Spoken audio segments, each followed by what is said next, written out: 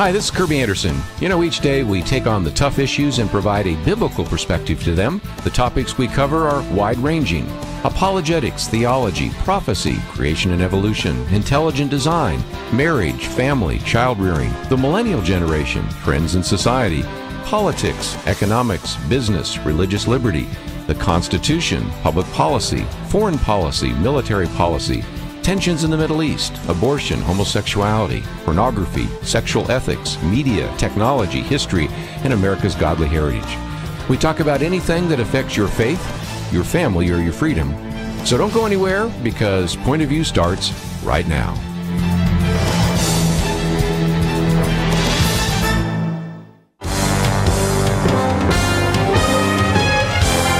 Across America, live.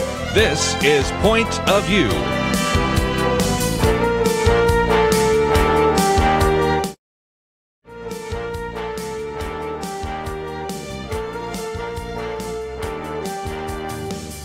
And now, Kerby Anderson. Thank you for joining me today. As we have said so often, on the first hour, we really have a chance to talk about some of the things happening in the state of Texas.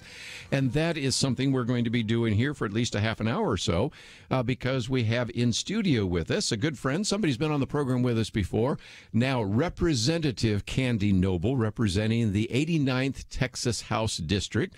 Individual that we've had on the program before and has served on the Texas Juvenile Justice Board, as well as Collin County's CPS Board, Collin County's Parks and Open Spaces Board, but probably the most significant and most recent, served, of course, on the State Republican Executive Committee.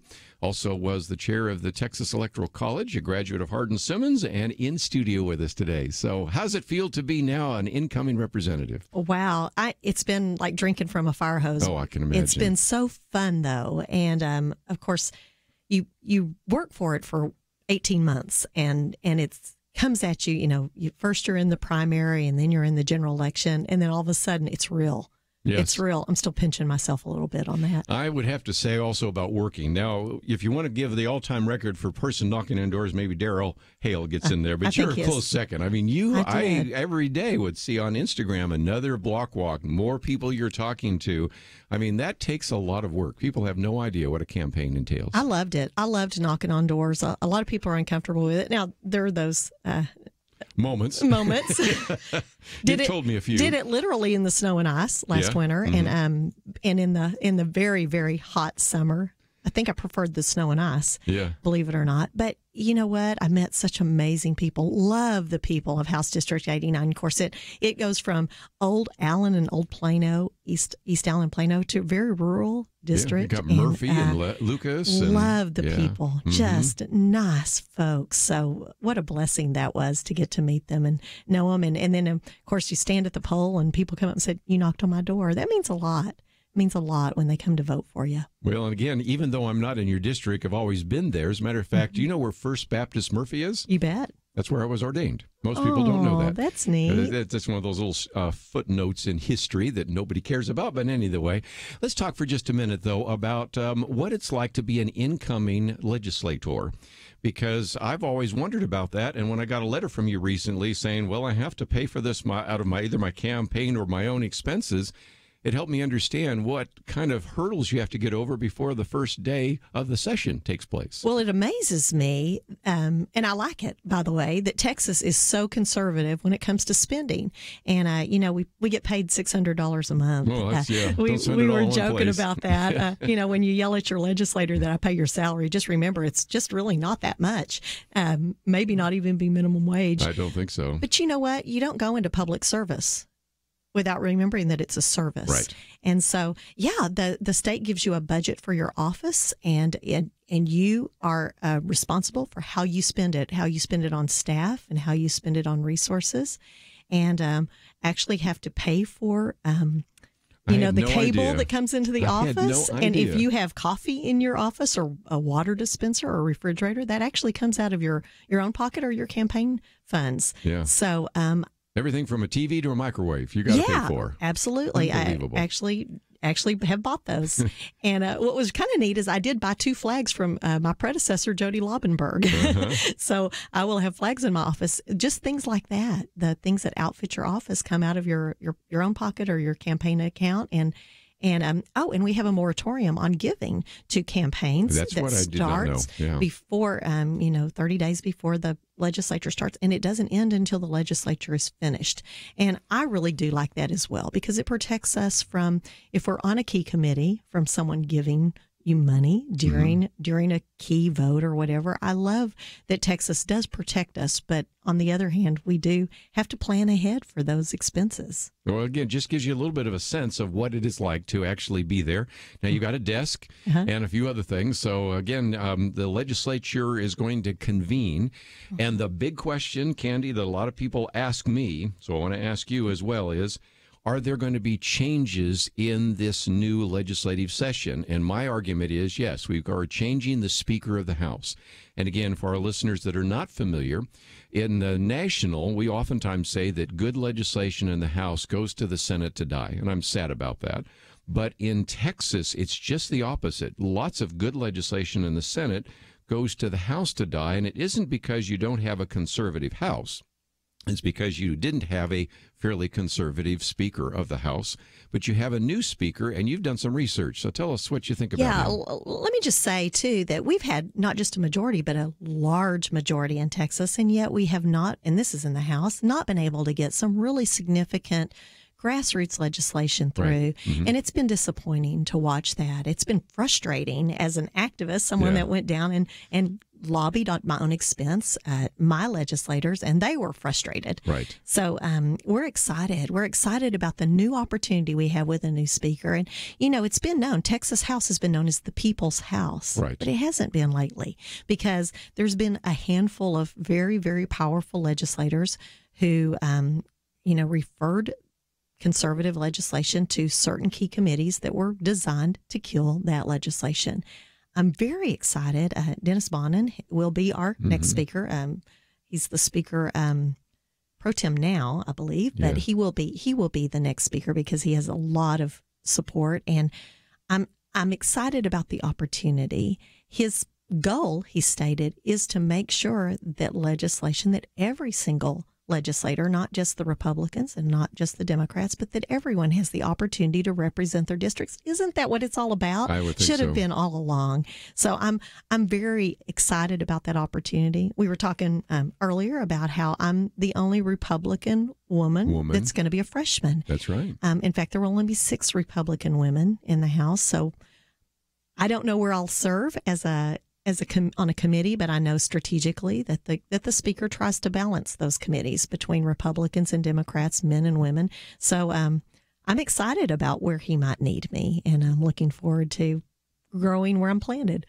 Talking about women for just a minute, Angela Paxson, as I understand, is the only woman coming in the Senate, too. The only Republican woman. Republican woman coming in the Senate. I need to clarify that. But it seems to me that that's a real lack. We need to have more women in both the House and the Senate, and maybe that will happen in the next legislative session. Well, as a Republican, we love men. I mean, Republican women love men. We have no issue. We think men do a great job, but we do have a different voice, and a balanced voice between us. There are things that we can say gently that would sound harsh coming from a man's voice, and the other way around. So we do need that balance, and I'm hopeful that more women will join this. And both of you come from an educational background, which I think is very important, because when we come back from the break, I want to talk about property tax relief and education and some of these big issues. But also, you're known as certainly an individual that has supported religious liberty and the First Amendment and the Second Amendment, as well as unborn and all sorts of other issues. But we need to take a break.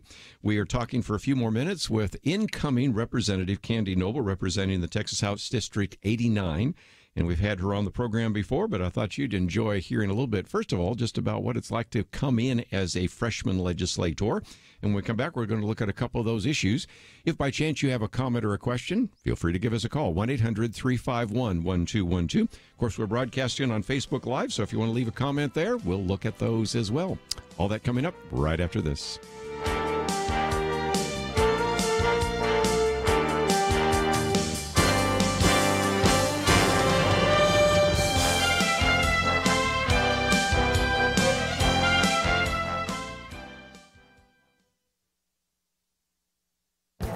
This is Viewpoints with Kerby Anderson.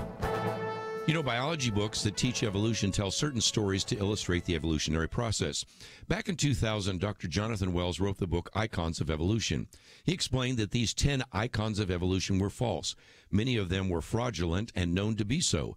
Nevertheless, they appeared in these textbooks. In his latest book, Zombie Science, he asks a simple question. If these icons of evolution, published 17 years ago, were just innocent textbook errors, why do so many of them still persist? In his book, he also adds a number of other icons that were also wrong, and the book's title, Zombie Science, gets its name because these false icons of evolution don't die, but live on to mislead the next generation of students. When he was on my radio program, he talked about Darwin's Tree of Life and provided a catalog of what he called the survival of the fakest. This includes scientists' prebiotic simulations, Haeckel's embryos and peppered moss, and Darwin's finches. These erroneous icons were present in textbooks decades ago and continue to show up in textbooks today. One of the newest icons of evolution is the walking whales. This story shows up in many textbooks today because paleontologists found a wolf-like creature they claim to be the ancestor of the blue whale. Jonathan Wells spends a chapter critiquing that spectacular claim. In a previous book, he also dealt with a claim that we might have so much junk DNA and addresses that again in the book. If evolution is true, we might expect to have lots of leftover and unused DNA. He shows that's not the case. This book not only will be helpful to science students with questions, it can also be a manual for activists. After all, our tax dollars each year go to purchase textbooks that have erroneous icons of evolution. I'm Kerby Anderson, and that's my point of view. Take Kerby and the Point of View team with you on the go with the Point of View app. Search for Point of View Radio at the Apple or Google Play stores.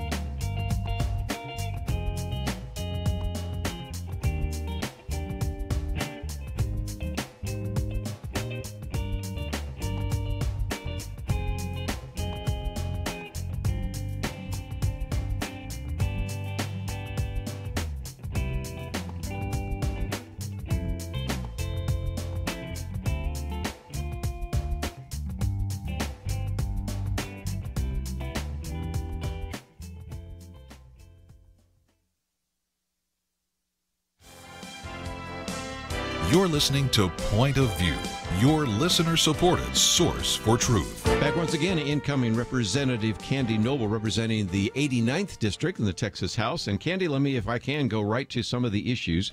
When you were running, you certainly spent some time talking about property tax relief.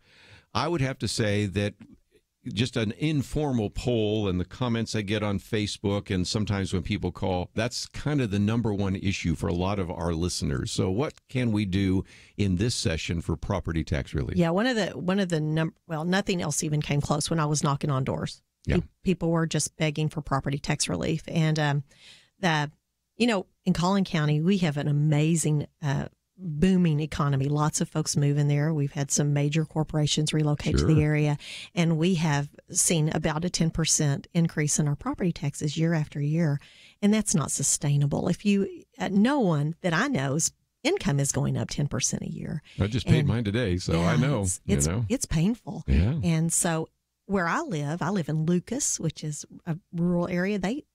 Very, very limited city government, very limited county government, and we also have the Collin College. Yeah, 80% of my bill is Lovejoy ISD. 80%. Yes. That's a huge. So at least where I live, you cannot affect property tax without affecting how you the school tax. Right. And we're under recapture there. Plano residents have it harder because they're 32 cents out of every dollar is going away to someone else, and they have no say over how that money's spent, and that's it's egregious, really, when you think about it, because their property taxes are going somewhere else. They're not really benefiting the students. And Plano schools they're kind of capped out. They're not growing. Mm-hmm. They're not getting more students. So they're still just getting the allotment that they have gotten for years. So they're actually net loss. Cities are having more property taxes given to them, but of course their services cost more. They're having to do infrastructure growth and repair their roads and all those things. So it's not an easy answer, but I really think that there is across the board, Republicans and Democrats alike are ready to tackle school finance. And how does that look? How does that look at the end is going to be the interesting thing. But I don't think we can really change property tax. We can cap what cities can do. We can cap what's offered, but we can't really change it without looking at how schools are financed. And so I think as Texans, we're going to have to look at that. The other expensive thing that we're doing as a state is Medicare and Medicaid payments, and that is quickly overcoming. The cost of that is quickly overcoming what we can even spend on education and transportation. And those three things make up they're huge 80% of what we spend. You know, in our national show, we have people calling in from other states. You know, this right now, mostly people in Texas, although some in Minnesota and a few other places listening. But when we get that call about Medicaid, I mean, people calling in from Ohio and places like that, they're just overwhelmed by the Medicaid issue. So that's another one to pay attention to. But let's talk about education for just a minute. Your degrees in education, that is kind of the big issue. And we've heard on this program from your incoming state senator, Angela Paxson, from the existing state representative, Jeff Leach, and others, that we need to get the money into the classroom.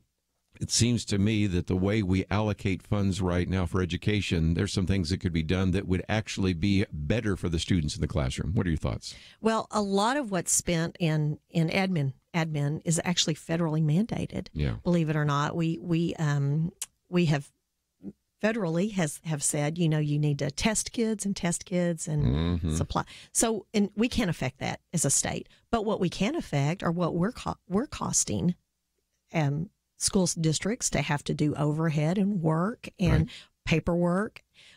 That doesn't benefit a child in the long run. The number one and number two factors of how successful a child's going to be in the classroom are their parents' involvement and that classroom teacher. So that's where we need to concentrate as a state. And I don't think any school district would argue that. I think they would love to have that opportunity. I've actually asked the school districts in my area, what red tape does Texas require that we can cut for you? That'd be good. How can we do it? How much does it cost you to administer the STAR test?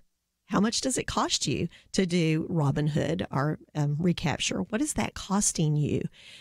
How do we make that easier, and how do we cut that so that you can have those resources to spend in a classroom? So those are some things that I'm looking forward to delving into so that we don't just have the rhetoric, but we actually have solutions. Yeah, I would think so. You obviously ran on the issue of the unborn, and we've talked with a couple of other legislators about the fact that there's a lot that has already been done to support and to actually stand up for pro-life issues. Are there anything else that you can think of that could be done in this legislative session? Well, of course, our goal is to save lives, and we want to do that however we can. I was disappointed that the court struck down the need for women to be able to, for abortionists to have a place to take an abortion that goes very wrong, a woman to have her in a hospital. I was disappointed in that. I don't know if we can revisit that from a different angle, but certainly the health and safety of the woman is important too, and not just saving lives, which of course I am all about, saving our sweet little babies. Everybody probably doesn't know, but I'm the grandmother of 8, so I'm crazy about babies. But we need to look at that. I would love to abolish abortion in the state of Texas. I don't think we're there yet, but certainly make it where the alternative of life is so much more attractive that mamas would want to choose life for their babies. Yeah, and again, so if it weren't abortion, we would require medical facilities. Absolutely. We would require that doctors would have some kind of connection to a hospital, a resource, absolutely, all sorts of things. But because abortion is sort of a special case, you end up with a situation where sometimes we have better regulation of some of our veterinary clinics than we do our abortion clinics. We do. So again, that's just another issue that I know a lot of people are concerned about. You know, you've been talking about this idea of regulation because you recognize, as you look at what has happened at the national level, Donald Trump said, you know, I want to get rid of 2 regulations for every new regulation we put in. Then it got to be like 17 to 1. Later one, I think it's up to 30 to 1. And guess what? We've had the most significant revenue in the first month of the new fiscal year of the federal government that we've ever had before. October was better than any October, and I think you can see the value of removing some of those regulations. It seems that not just education, but other places could really begin to stimulate economic growth here in the state of Texas, which, by the way, is doing pretty well already, isn't it? Absolutely. You know, one of the things I love about Texas, and I wish the federal government had it, was a Sunset Commission, where you do look at, you look at every commission, every organization that is founded by the state, aside from the ones that are in the Constitution, and say, are you still doing your job? And, you know, the the Texas Alcoholic Beverage Commission is up on this time. I know nothing about alcohol because I don't drink. But I tell you what, if it's good for business, good business practice is good business practice. Right. And some of those regulations have been there since the 1930s and are probably a little out of date.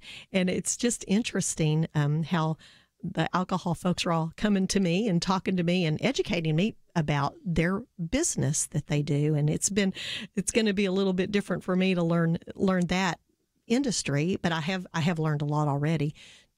But I love that Texas looks at the regulations that we already have on the books and on a regular basis, at least every 12 years, and says whether or not that is an appropriate use of our resources as a state. You know, I think it's saved something in the something like $980 million over the course of the, you know, since we've had the Sunset Commission in place. So it's kind of a cool thing. Just about out of time, but let's see if we can talk about, you really don't know which committees you'll be on, but if people wanted to contact you or really know what are going to be some pieces of legislation that you're going to be sponsoring and moving forward, how can they contact you? We do have a link to your campaign website, but I suspect there'll be a better way to get a contact with you starting in January, right? I will. My email that's not active yet, don't use it yet, is going to be candy.noble at texas.gov. And I'm excited about that. It's pretty straightforward. But my website is still active, my one that you've listed. And so votecandynoble.com, and they can contact me through that now. And I will respond. I try to respond to them all. I get a lot of spam emails, but I try to respond to the ones that are legitimate. And I do love hearing from folks because I've learned some issues that I never would have had on my radar that are things that I can actually help and significantly change. Well, again, let me just encourage you to contact her as soon as you are able to do so. That comes in January, right? Yeah. Yeah, and then I hope that we can talk to you by phone. I suspect you'll be down there all the time, but this is one of those unique opportunities where we really have a Texas station so we can mobilize people to get behind pieces of legislation and find out a little bit more what's happening in the Texas legislature. And I would encourage people to be the squeaky wheel if you want legislation. If you want something to happen, please do that, because we're hearing from an awful lot of people that have other interests at heart. So speak up for yourself. We'll be back right after this. They are sincere, but respectfully, we think they're wrong. As Kerby said in a recent email, there are Christian leaders claiming that we've lost the sexual revolution, and if we don't compromise, if we don't give up a bit more, we'll lose our religious freedom entirely.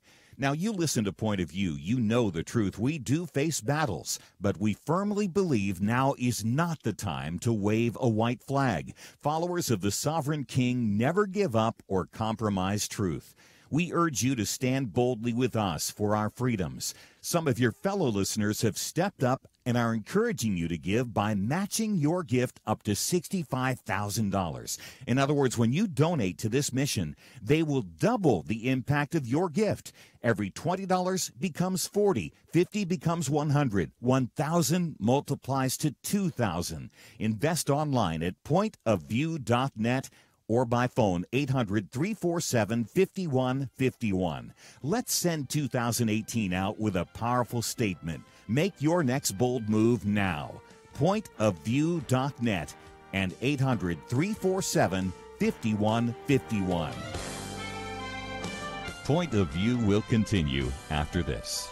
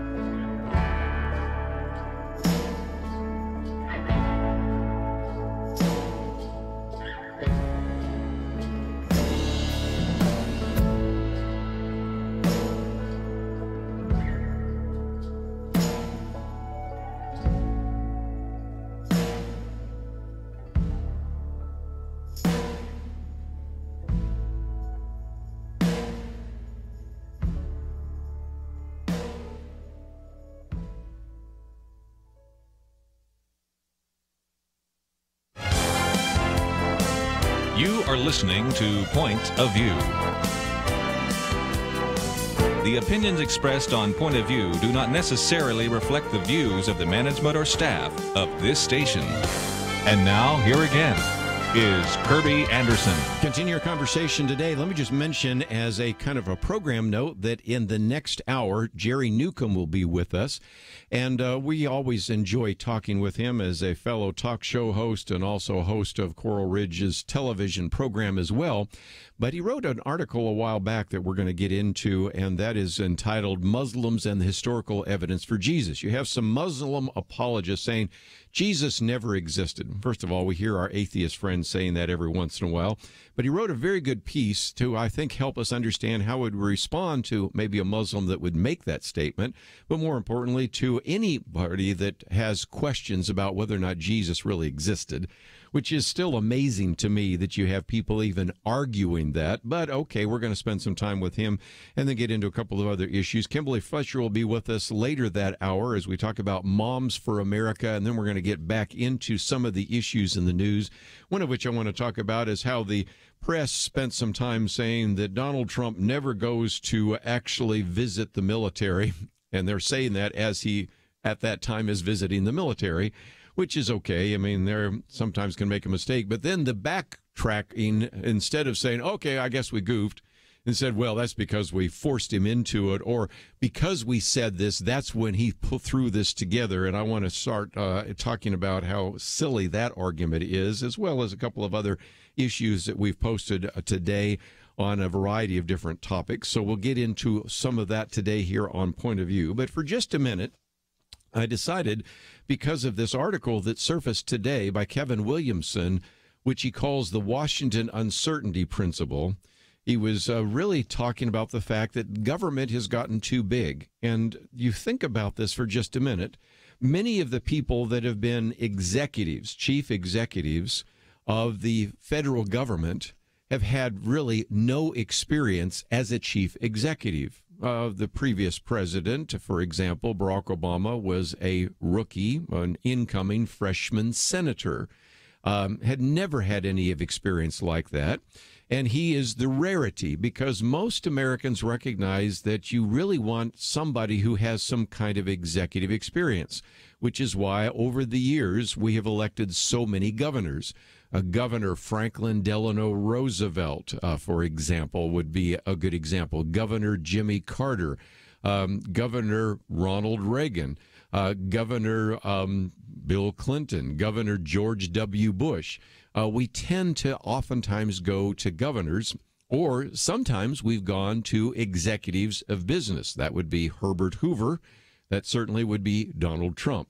But I think it's helpful to recognize how huge the government is and why even the best executive, even the most disciplined executive, and that doesn't apply to Donald Trump, we know that, but even the most disciplined executive finds himself or someday herself having to control something that is really almost uncontrollable.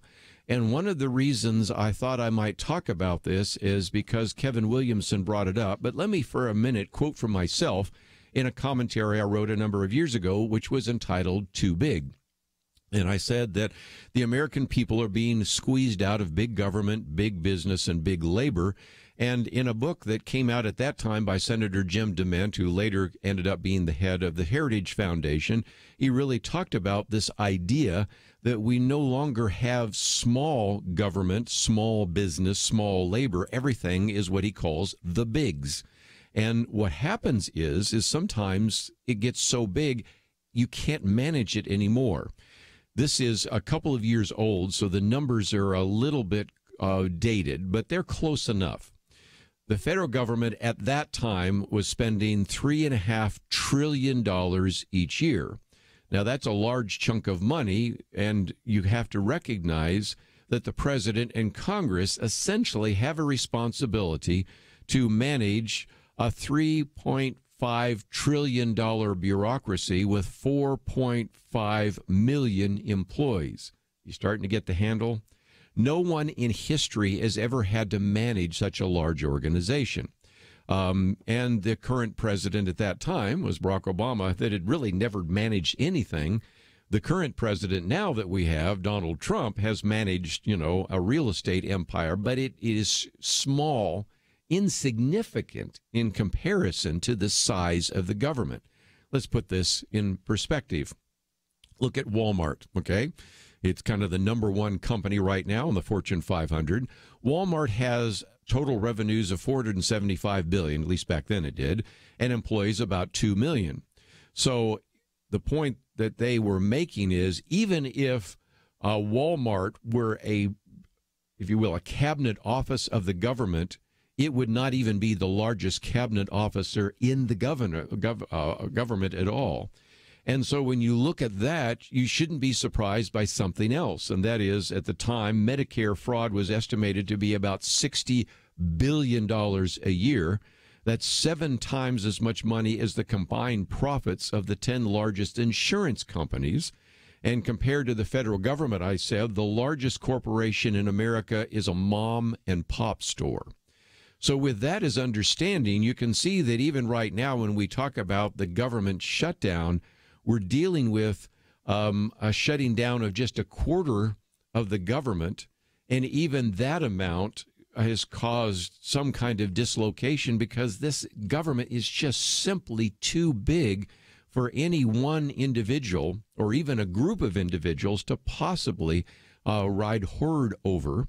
And so let me, if I can, go to Kevin Williamson. I'll start this before our break and finish it off afterwards, because he points out that what we're dealing with right now is a stock market is recovering a bit after its worst Christmas on record.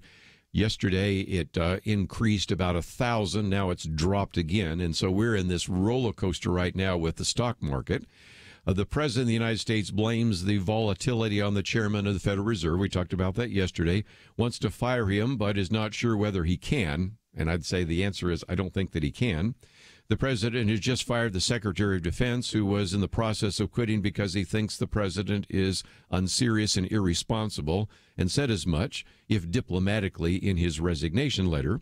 The president also lacks a chief of staff. By the way, the president of the United States does not have a chief of staff right at the moment. Isn't that interesting? And there is no attorney general. So just think about this. So there are placeholders in that position, but just think about the situation we have right now. And then he says fewer than half of the positions requiring Senate confirmation at Justice, EPA, Transportation, and Interior are filled. Barely half of those positions are filled at State, Labor, Treasury, and HUD. Now, that is due in large part to the attempt by Democrats in the Senate to slow walk every nomination, whether to the federal judiciary or to the cabinet. So here we have a government, did you just hear me say again, a government that has 4.5 million employees, has a budget of $3.5 trillion, and we don't even have the right people in the right positions, assuming that those people that are in those positions are the right people to have in the first place, and given the fact that a good number of them have never managed anything. I love Ben Carson. He's been on the program with us. I've spent time with him and his wife, think the world of him. Ben Carson has never managed a bureaucracy, and he's managing the Department of Housing and Urban Development. Okay, Betsy DeVos. Her husband certainly has managed a major corporation, but she's managing the Department of Education. And this is not to be critical. As a matter of fact, I just picked 2 people that I happen to like, and people happen to believe that they probably are trying to do a very good job. But it, I think, brings us back to the situation we have. Government is too big. Government is too expensive. And then we put people into those positions that don't have an expertise. So I'm not critical just necessarily about Barack Obama, although I had my differences about some of the views that he held, but he had never had any experiencing in any way, shape, or form managing a government. Some people think that Beto O'Rourke might be the next president of the United States. He might be the next vice president. He has never had any experience managing a major corporation. And I just gave you 2 examples of Republicans in the Trump administration that have never had experience. And quite frankly, even though Donald Trump has probably had more experience in the business world than any of those people I've just mentioned, what he has managed is a fraction.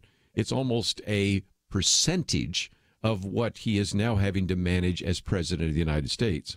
So when I get back to this, I want to finish off with the Kevin Williamson argument that he is making. And it's a very good argument that I wish some of our Democratic friends would understand. Republicans sometimes believe in a limited government, not all.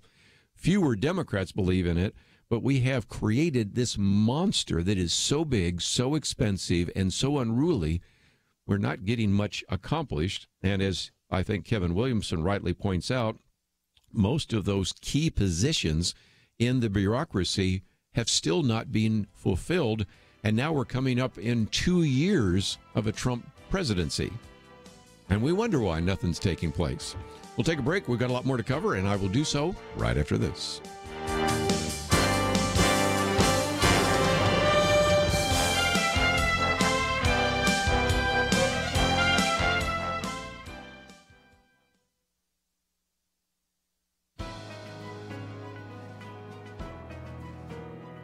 Welcome to the First Liberty Briefing. I'm Jeremy Dice. James Gillespie Blaine had an interesting life. He served as Speaker of the House of Congress and in the United States Senate. He twice served as Secretary of State, holding the position under 3 separate presidents. He even sought the presidency, losing to Grover Cleveland. But Blaine's most notorious legacy, however, is an amendment that bears his name. Blaine got his idea from a fiery speech delivered by President Grant at the height of a national controversy over the nation's public schools and whether religion had any place within them. In 1875, President Grant declared, "Leave the matter of religion to the family altar, the church, and the private school, supported entirely by private contributions. Keep the church and state forever separate." Days later, Blaine introduced a proposed amendment to the United States Constitution that would prevent any government aid to, quote, sectarian schools, especially Catholic schools. His amendment failed, but various states borrowed his proposal and their constitutions were amended instead. Today, almost 40 states have a constitutional provision that prevents government aid to religious institutions.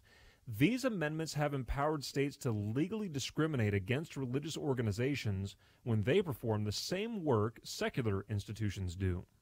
That prejudice led Justice Thomas to write of Blaine amendments in the 1999 decision of Mitchell v. Helms, quote, "This doctrine, born of bigotry, should be buried now." To learn how First Liberty is protecting religious liberty for all Americans, visit firstliberty.org.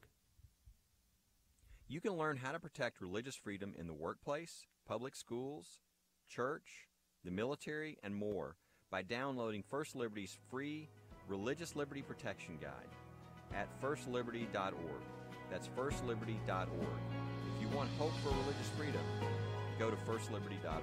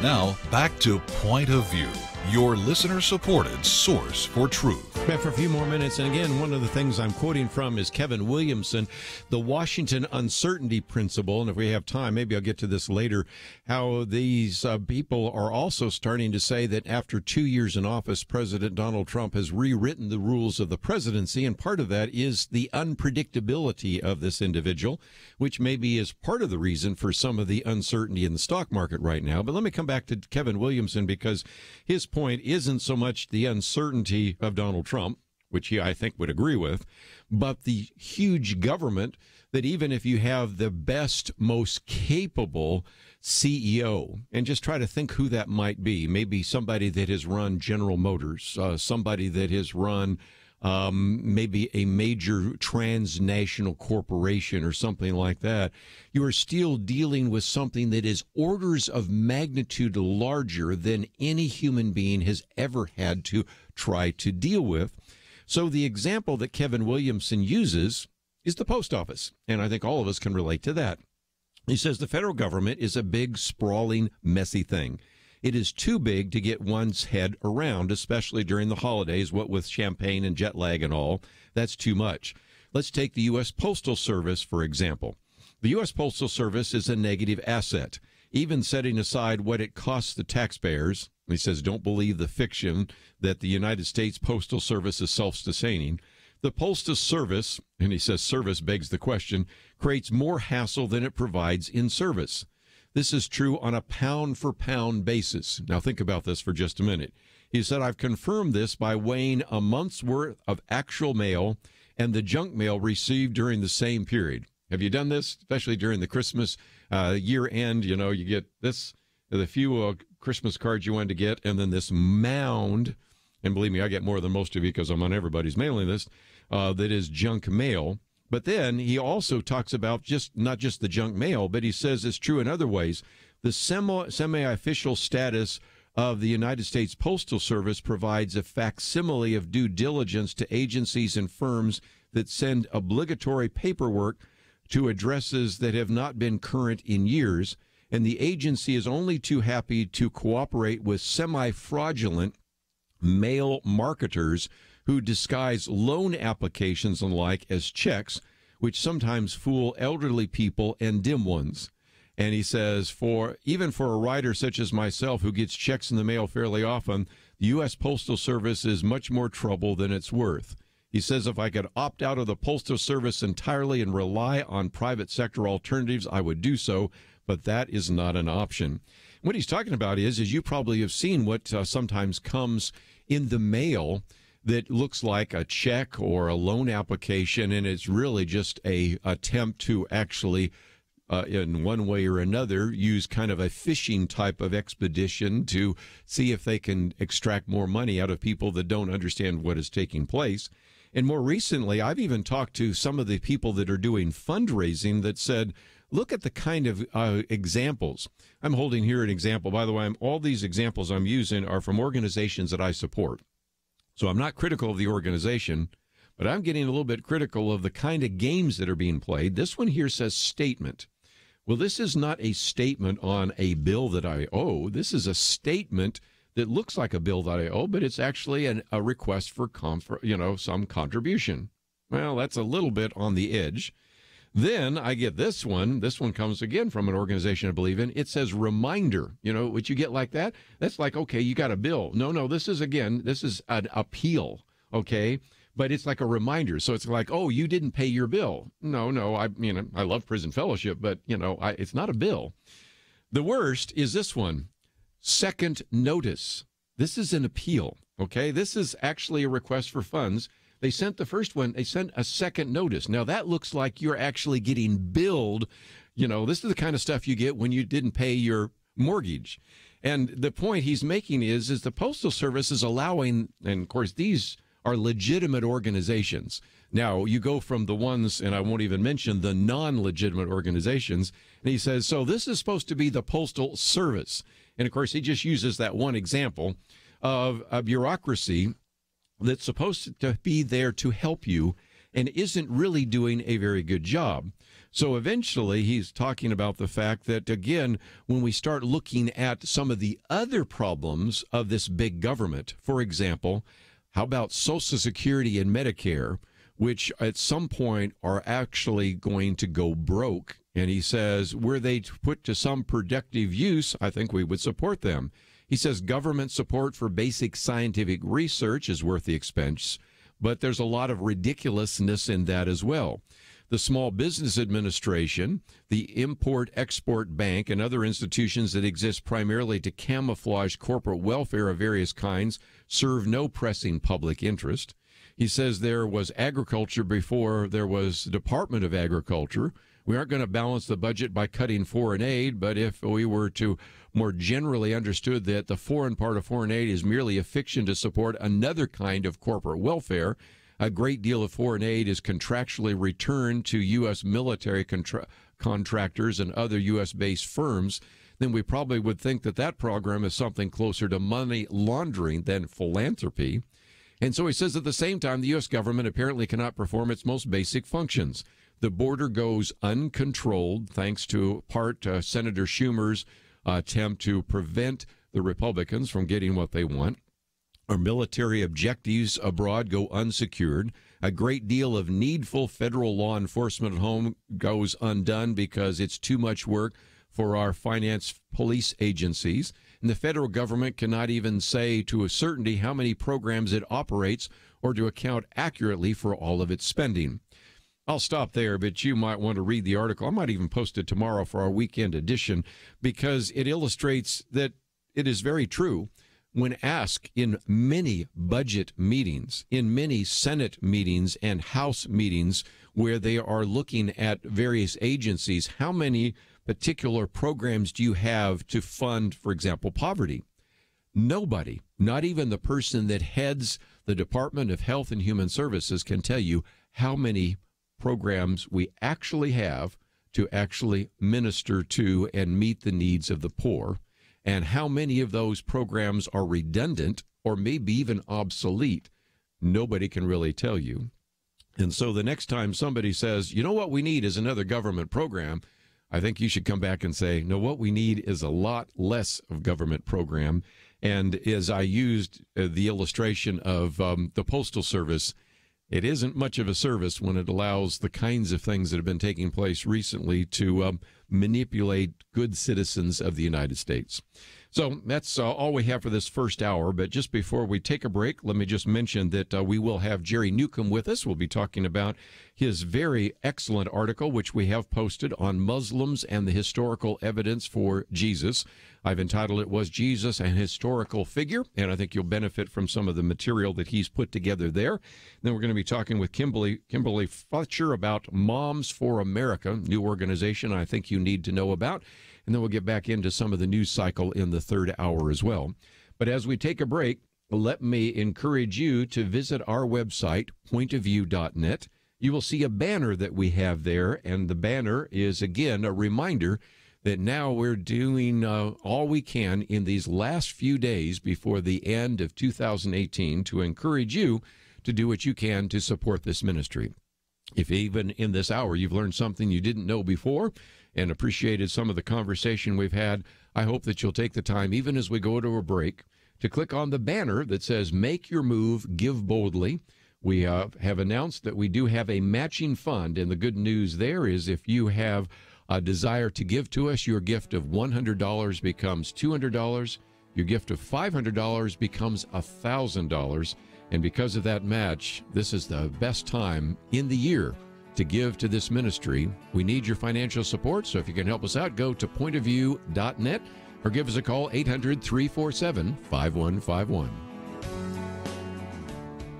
They are sincere, but respectfully, we think they're wrong. As Kerby said in a recent email, there are Christian leaders claiming that we've lost the sexual revolution, and if we don't compromise, if we don't give up a bit more, we'll lose our religious freedom entirely. Now, you listen to Point of View, you know the truth. We do face battles, but we firmly believe now is not the time to wave a white flag. Followers of the sovereign king never give up or compromise truth. We urge you to stand boldly with us for our freedoms. Some of your fellow listeners have stepped up and are encouraging you to give by matching your gift up to $65,000. In other words, when you donate to this mission, they will double the impact of your gift. Every $20 becomes $40, $50 becomes $100, $1,000 multiplies to $2,000. Invest online at pointofview.net or by phone 800-347-5151. Let's send 2018 out with a powerful statement. Make your next bold move now. Pointofview.net and 800-347-5151. Point of View will continue after this.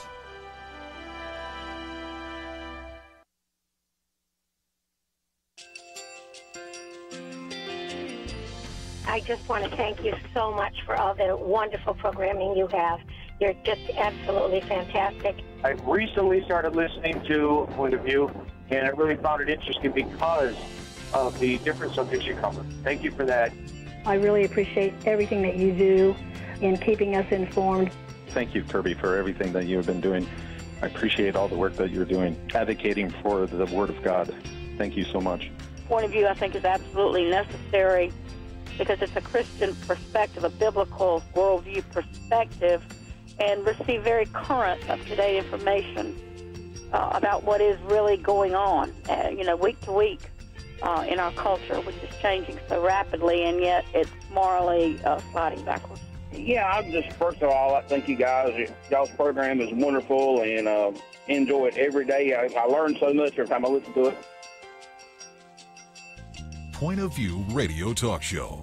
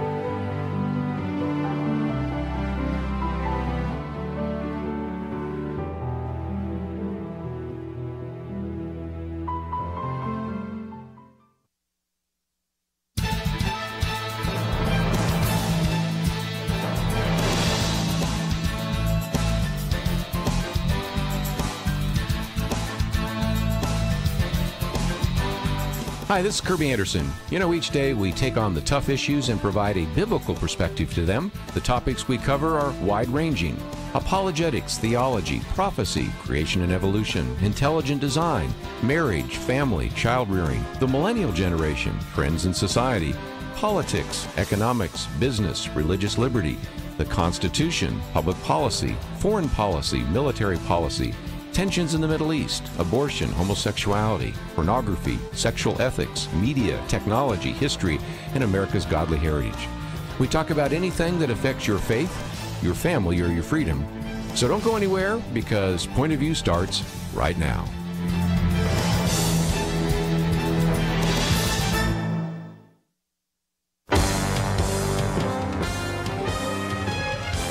Across America, live. This is Point of View.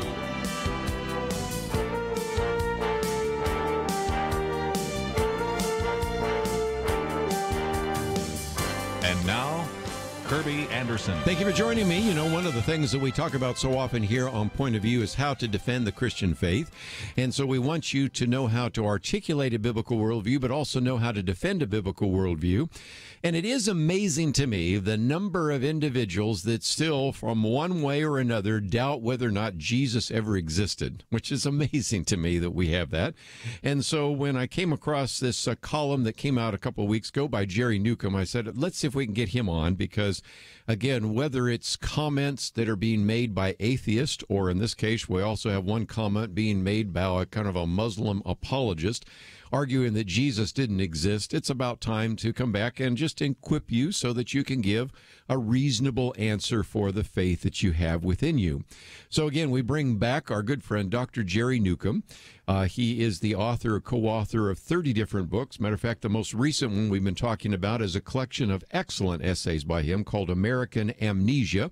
But also, he's written best-selling books like George Washington's Sacred Fire, as well as Doubting Thomas, The Life and Legacy of Thomas Jefferson, the book that made America, How the Bible Formed Our Nation. He serves, of course, as the senior producer and on-air television personality for the D. James Kennedy Ministry.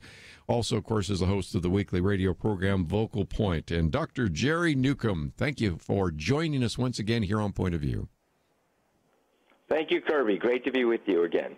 Let's, if we can, we have a link to your website, but we also have posted on the website the article, Was Jesus an Historic Figure?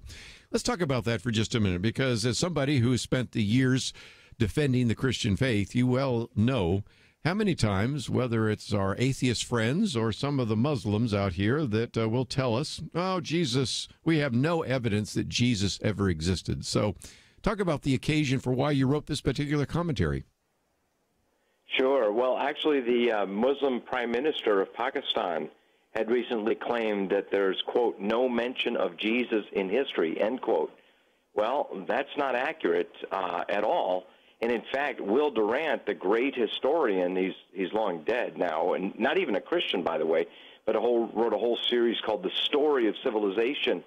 In one of his volumes, which is volume 3, Caesar and Christ is the name of it, he said if historians were to use the same criterion by which some will speculate that Jesus didn't live, he said, then we'd have to throw out King David and Hammurabi and all kinds of different people that are historically reliable, and Jesus, in fact, is even more historically reliable. But you hear this claim every once in a while, and frankly, there are Christian sources and non-Christian sources that verify the historicity of Jesus.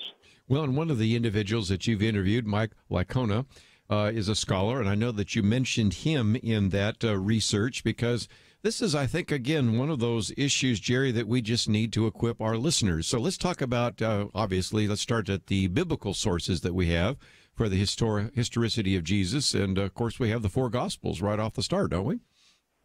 Yes, we have the four Gospels, and as Dr. Gary Habermas of Liberty University, and by the way, he taught Mike Licona. So Licona is a direct student of Habermas. They've even written books together on the resurrection of Jesus Christ. But anyway, bottom line is that the only first-century Gospels that we have are Matthew, Mark, Luke, and John. To our knowledge, the only ones, Matthew, Mark, Luke, and John, all of which, of course, they're all predicated on the descriptions of Jesus. But we have many writings from the New Testament also in the first century, for example, of Saul of Tarsus, who became the Apostle Paul. At one time, he was an enemy of the church. He did a lot to try and get Christians to stop believing in Jesus, and even threw people in jail, and sometimes they would even die in jail, and then he was converted on the road to Damascus. Even to this day, that's where the phrase comes from, a Damascus Road experience. It is talking about Paul. And Jesus asked him, and as Jesus appeared in a bright light, he asked him, Saul, Saul, why do you persecute me? Who are you, Lord? I am Jesus, whom you were persecuting. And Paul went on to become the greatest Christian and greatest missionary that ever lived, probably. And he certainly wrote a lot of the New Testament, and he's an historical source that we can see Jesus' writings. And even some liberal theologians will acknowledge, of course, Jesus existed. When we see this in secular writings as well from antiquity, like Josephus.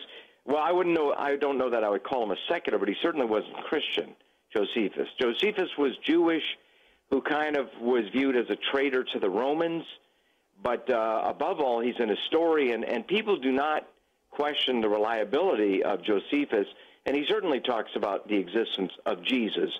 He even says more about John the Baptist than he does about Jesus, but of course, John the Baptist's significance comes from who? From Jesus.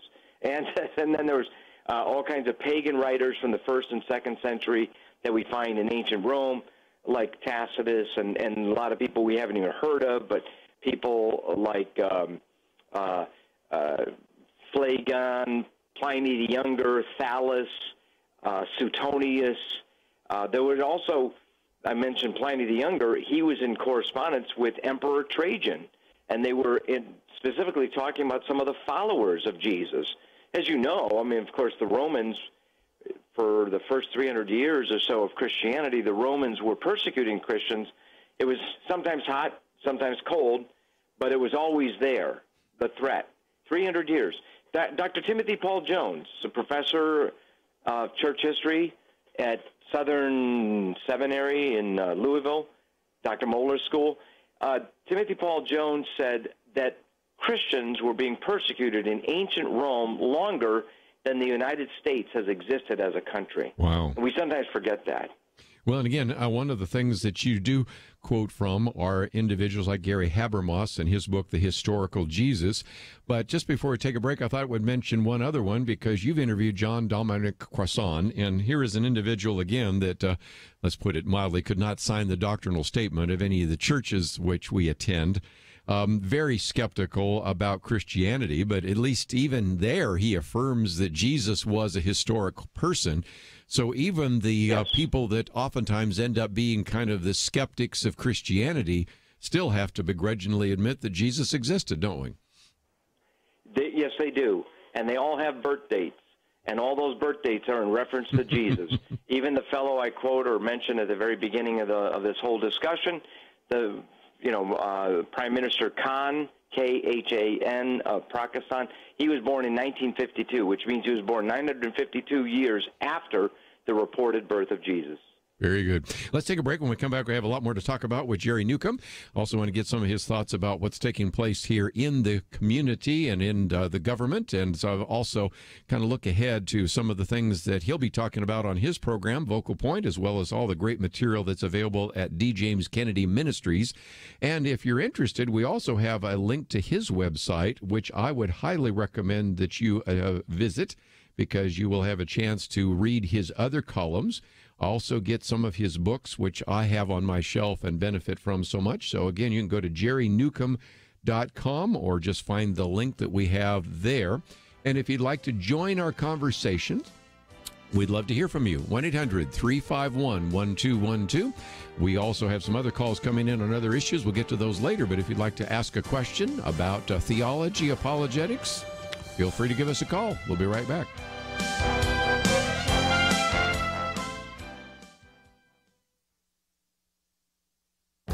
This is Viewpoints with Kerby Anderson. You know, biology books that teach evolution tell certain stories to illustrate the evolutionary process. Back in 2000, Dr. Jonathan Wells wrote the book Icons of Evolution. He explained that these 10 icons of evolution were false. Many of them were fraudulent and known to be so. Nevertheless, they appeared in these textbooks. In his latest book, Zombie Science, he asks a simple question. If these icons of evolution, published 17 years ago, were just innocent textbook errors, why do so many of them still persist? In his book, he also adds a number of other icons that were also wrong. And the book's title, Zombie Science, gets its name because these false icons of evolution don't die, but live on to mislead the next generation of students. When he was on my radio program, he talked about Darwin's Tree of Life and provided a catalog of what he called the survival of the fakest. This includes scientists' prebiotic simulations, Haeckel's embryos and peppered moss, and Darwin's finches. These erroneous icons were present in textbooks decades ago and continue to show up in textbooks today. One of the newest icons of evolution is the walking whales. This story shows up in many textbooks today because paleontologists found a wolf-like creature they claim to be the ancestor of the blue whale. Jonathan Wells spends a chapter critiquing that spectacular claim. In a previous book, he also dealt with a claim that we might have so much junk DNA and addresses that again in the book. If evolution is true, we might expect to have lots of leftover and unused DNA. He shows that's not the case. This book not only will be helpful to science students with questions, it can also be a manual for activists.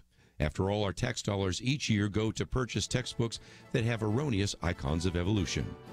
I'm Kerby Anderson, and that's my point of view. Take Kerby and the Point of View team with you on the go with the Point of View app. Search for Point of View Radio at the Apple or Google Play stores.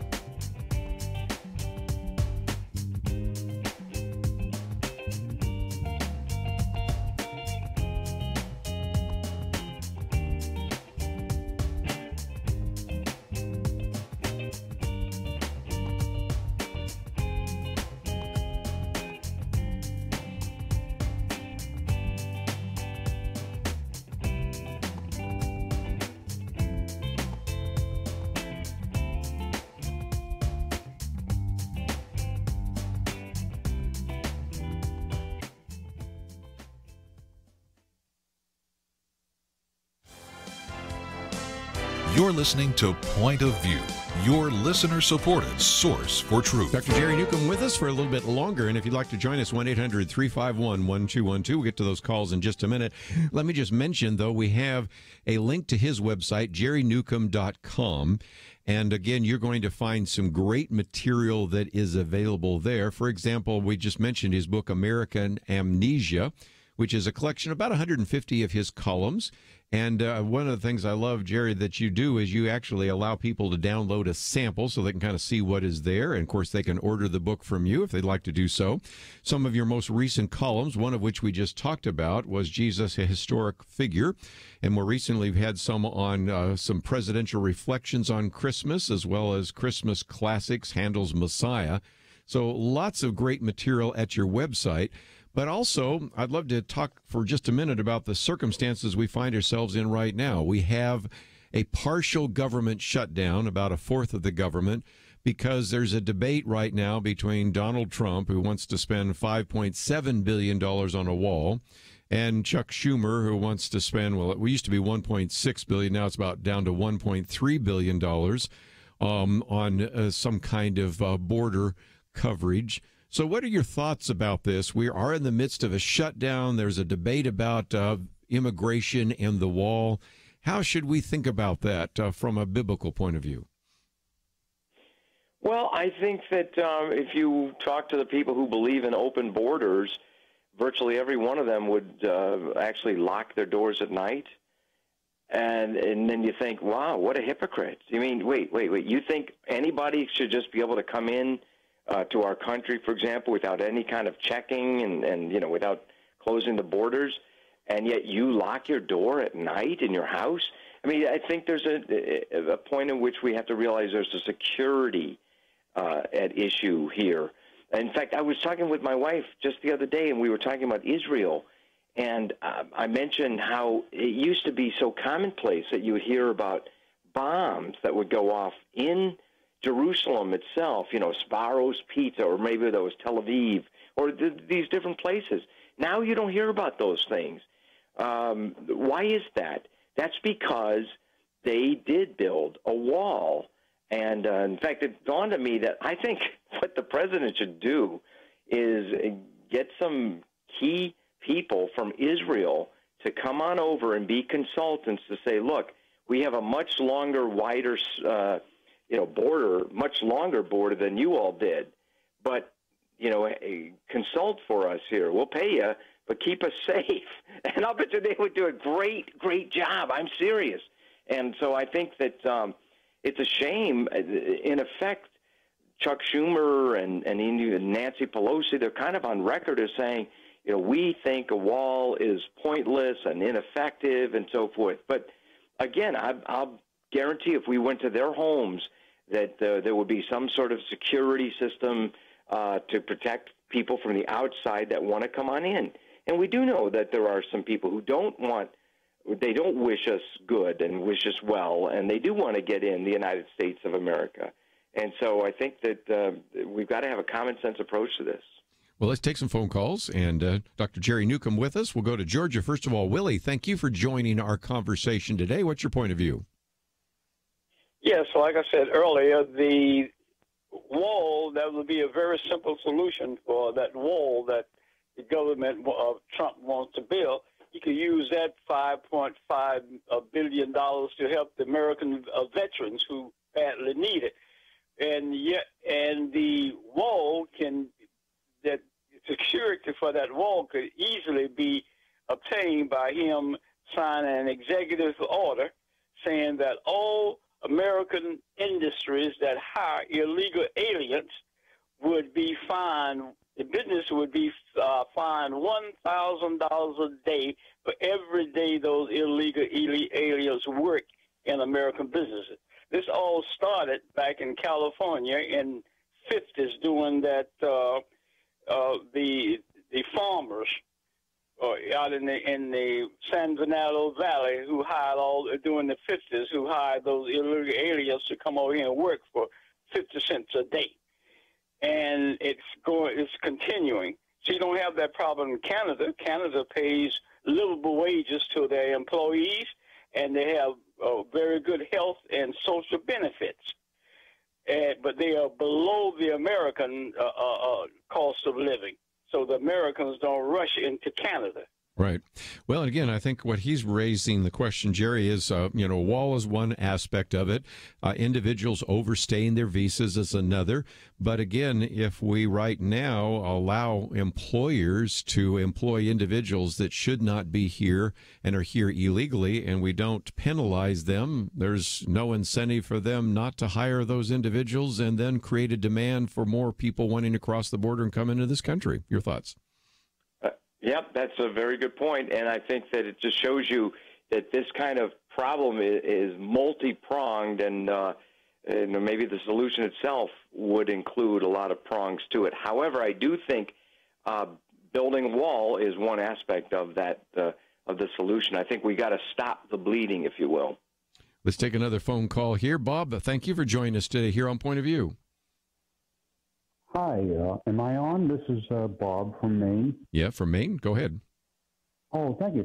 You were talking earlier about a comment made by the Prime Minister, of Pakistan, and I don't mean to be in anybody's face, but I think it might be a good idea to maybe mention to him that Jesus made him and Muhammad. Yeah, well, that's a good point. That's when we're talking about every beat of the human heart is by the grace of Jesus Christ, good. And that would include Muhammad, that would include Prime Minister Khan, and that includes you and me, and one day we shall give an account to him. So that's a good point. Again, just before we run out of time, I wanted Jerry talk a little bit about some of the material on your website, because I so appreciate the work that you have done over the years. Your books are so valuable. We've benefited so much from doing interviews on some of the books, but also as people go there, you have information about your various blogs, your interviews. People, if they don't have a chance to hear the program that you do, Vocal Point, they can see some of that as well. So talk about what is available at your website as people go to jerrynewcombe.com. Oh, well, thank you very much. There's the weekly column, which is posted in a variety of places, but I always post it here at jerrynewcombe.com. There's also the radio interviews, and then there's radio interviews where I'm a guest. So, for example, this segment will one day, Lord willing, you'll send me a post or whatever, a link to it, and then I'll plan to post it. So thank you in advance for that.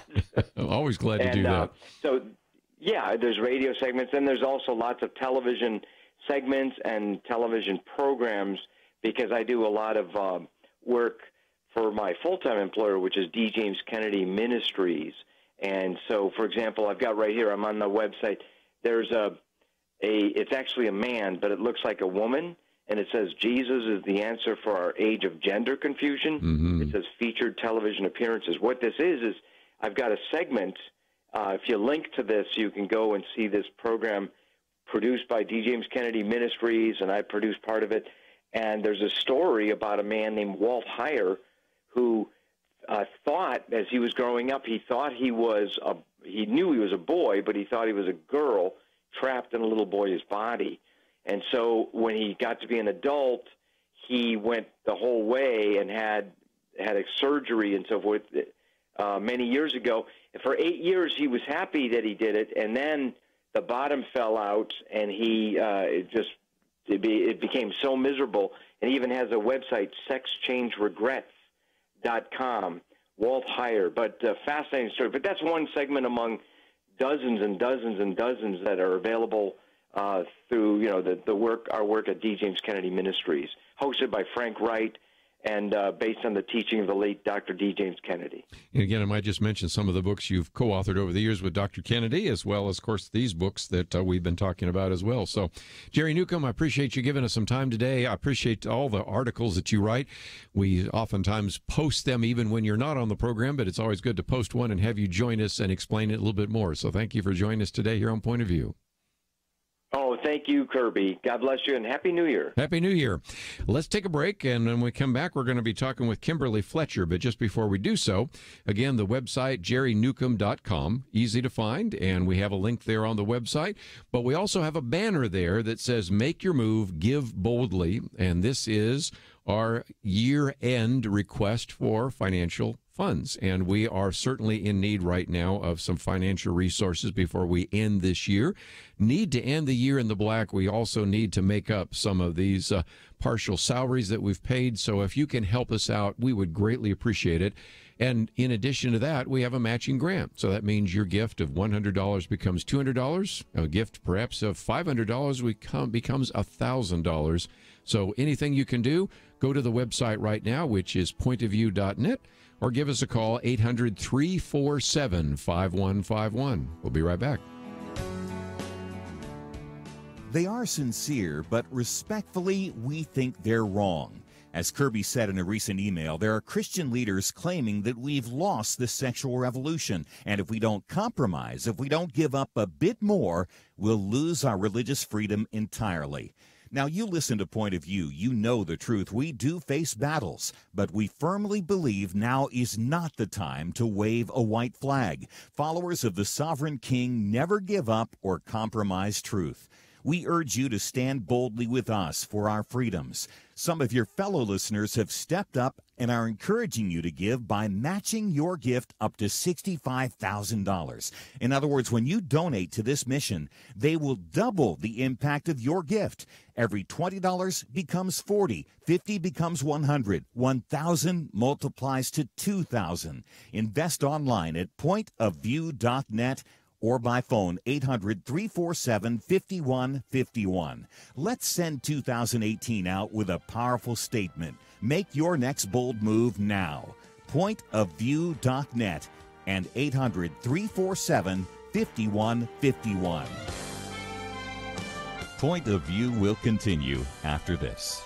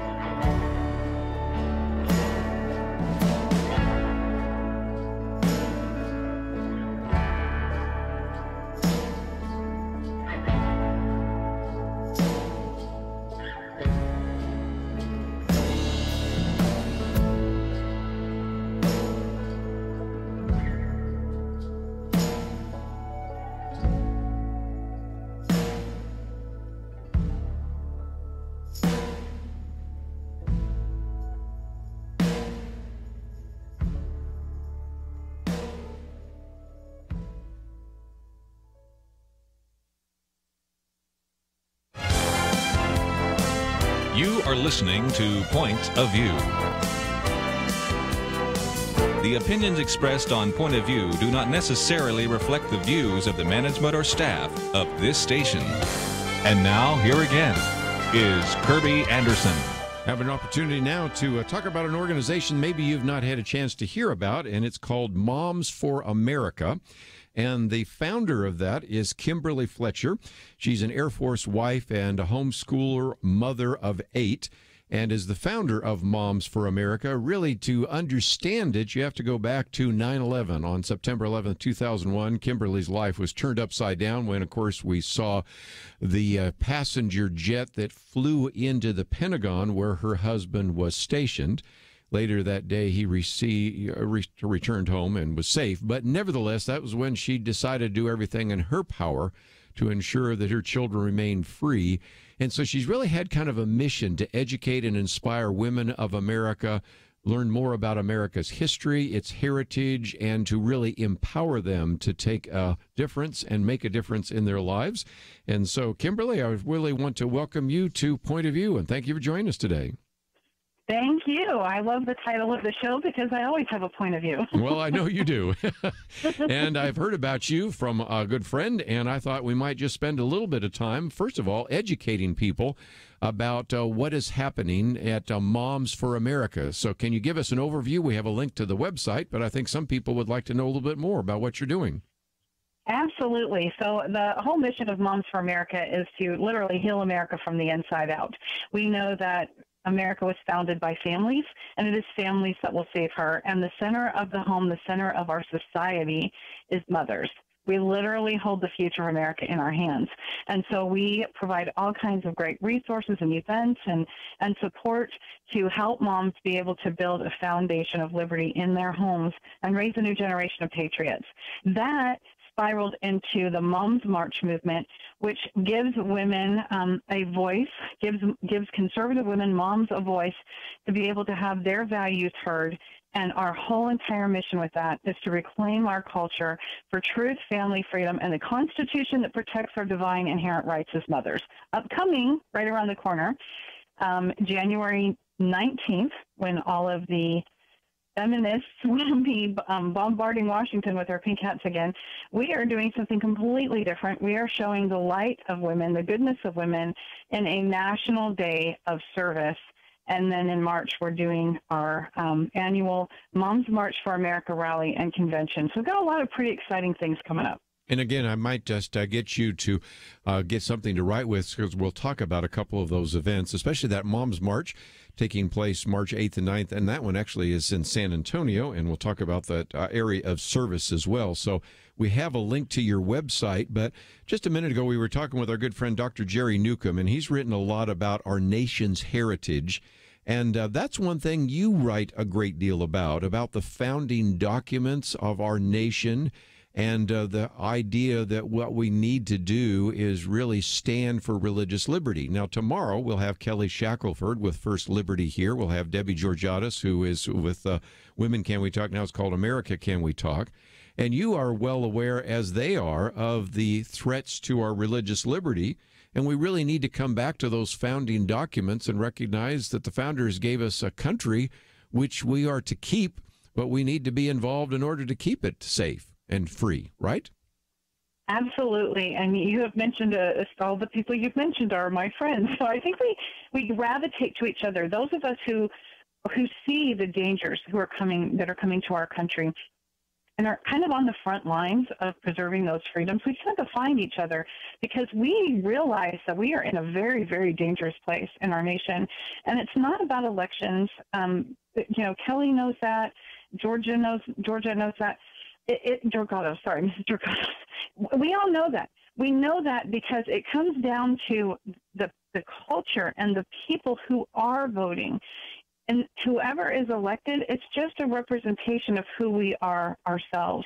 So when we're in a country where religious liberty is under constant attack, and I talk to people about this, and they just, a lot of them will just roll their eyes and go, it's not that big a deal. And I'm like, it's not that big a deal until it's on your front door. But I've been telling people this for 10 years. You think it doesn't affect you, especially moms, because conservative women, God-fearing women that go to church every day and take their, children to church, and they think everything's going to be fine. That's the wake-up call when they think everything's fine, and we realize what the threats that we're under. Well, they're starting to realize it. when the President of the United States, the former President of the United States, made this proclamation that every school in the country had to have a transgender bathroom, parents came unglued, and mothers were like, how did we get here? And I said, we got here because you weren't paying attention. And they didn't understand. They thought that the President of the United States had the power to do that. And I said, no, the President of the United States does not have the power to do that. He only has the power to bribe and blackmail us with our own money. And it's the same thing with religious liberty. He doesn't have the authority to tell a church what they can and can't say. The IRS has no authority whatsoever to take a 501c3 status away from a church because they are preaching the gospel and the commandments from the pulpit. They have no right to do that. That is the very core of our country, is what happens in our homes and what is preached in that pulpit. And unfortunately, and I'm just going to be bold and I'm going to say it, unfortunately, too many churches, they know that they can say these things. They know that they can preach the gospel. They know that they can stand for truth, but they hide behind the collection plate and say that it's all about the C3. So that again takes us back to the culture. Why are they hiding behind the collection plate? Because they don't want to offend the people sitting in the pews. So it is our culture. And if we don't like what's going on, then we have to start in our homes and our families. Our children need to understand what the Constitution is, and that it does not give us our rights. Our rights come from God. The Constitution of the United States defends and protects those rights. And if we start everything with the Constitution, we win on religious liberty. You know, Marlon Meadows used to say years ago that the most important force in America were moms with a fax machine. All I need to do is update it and say now moms with an email account. And so there's just some great opportunities through Moms for America. First of all, I might encourage you to go to the website, which we'll talk about in just a minute. There's a video there, and I would certainly encourage you to watch the video, because as you do so, you'll see that this is a great opportunity for you to maybe learn a little bit more and then pass it on to others. So you might watch the video. It's about 3.5 minutes long. Then click the share button, put it on your Facebook page or your Twitter feed, or send it to someone. It's all in momsforamerica.us. And again, we'll talk more about that in just a minute. But I also want to have you get something to write with, because we talked about this day of service. That is January 19th. And that's coming up real quickly, and I want to give people advance notice. So what do our listeners need to know, Kimberly, about this day of service that you have planned? This is pretty exciting. We know that the way to turn this country around is by giving of ourselves, to serving others. And so that's what we want to do. We can march on Washington and we can yell and complain about what's going on, or we can actually be the change right in our own communities. And that's what we're encouraging moms to do.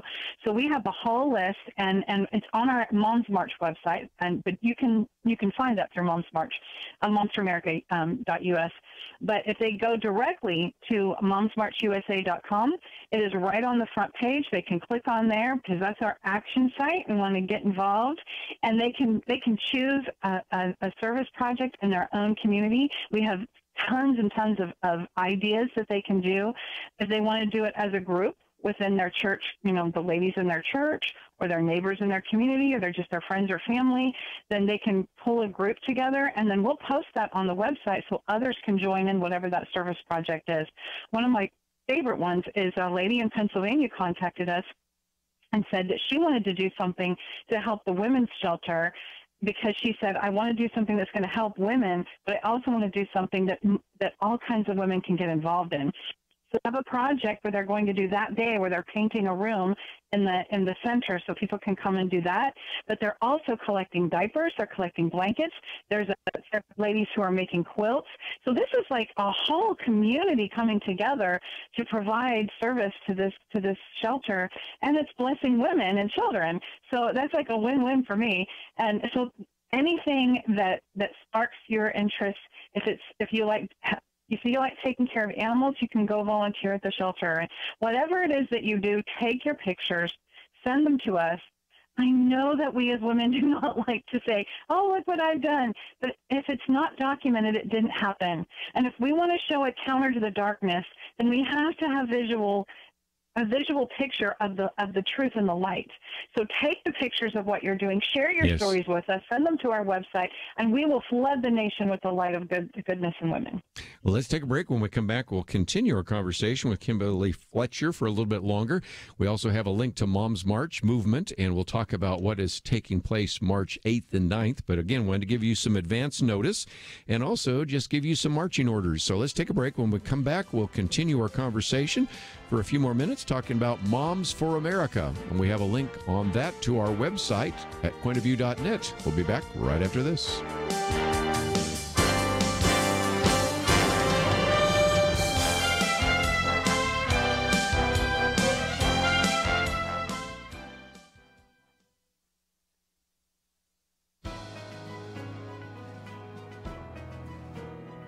Welcome to the First Liberty Briefing. I'm Jeremy Dice. James Gillespie Blaine had an interesting life. He served as Speaker of the House of Congress and in the United States Senate. He twice served as Secretary of State, holding the position under 3 separate presidents. He even sought the presidency, losing to Grover Cleveland. But Blaine's most notorious legacy, however, is an amendment that bears his name. Blaine got his idea from a fiery speech delivered by President Grant at the height of a national controversy over the nation's public schools and whether religion had any place within them. In 1875, President Grant declared, "Leave the matter of religion to the family altar, the church, and the private school, supported entirely by private contributions. Keep the church and state forever separate." Days later, Blaine introduced a proposed amendment to the United States Constitution that would prevent any government aid to, quote, sectarian schools, especially Catholic schools. His amendment failed, but various states borrowed his proposal and their constitutions were amended instead. Today, almost 40 states have a constitutional provision that prevents government aid to religious institutions. These amendments have empowered states to legally discriminate against religious organizations when they perform the same work secular institutions do. That prejudice led Justice Thomas to write of Blaine amendments in the 1999 decision of Mitchell v. Helms, quote, "This doctrine, born of bigotry, should be buried now." To learn how First Liberty is protecting religious liberty for all Americans, visit firstliberty.org. You can learn how to protect religious freedom in the workplace, public schools, church, the military, and more by downloading First Liberty's free Religious Liberty Protection Guide at firstliberty.org. That's firstliberty.org. If you want hope for religious freedom, go to firstliberty.org.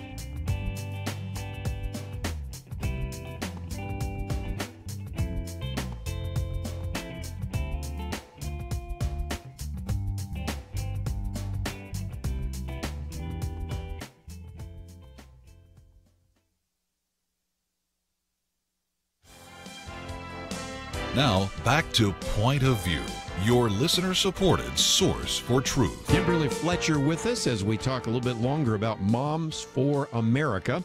Again, you can go to our website, pointofview.net, but also you can go to momsmarchusa.com. Either way, you can find your way to this Moms March movement. And in March 8th and 9th, there will be this rally and convention. Now, I would hope that some of you might consider getting on an airplane or getting in a car and driving to it or flying to it. But if not, there's also a live streaming of that, and it is a kind of a who's who of speakers, many of whom have been on the program. Sam Sorbo, for example, has been on with us, and a variety of others that I can mention that are part of that event. But tell us a little bit more, Kimberly, about that event, and then I want to come back and maybe talk a little bit about your cottage meeting project. But first of all, that event coming up in March, what do our listeners need to know about it?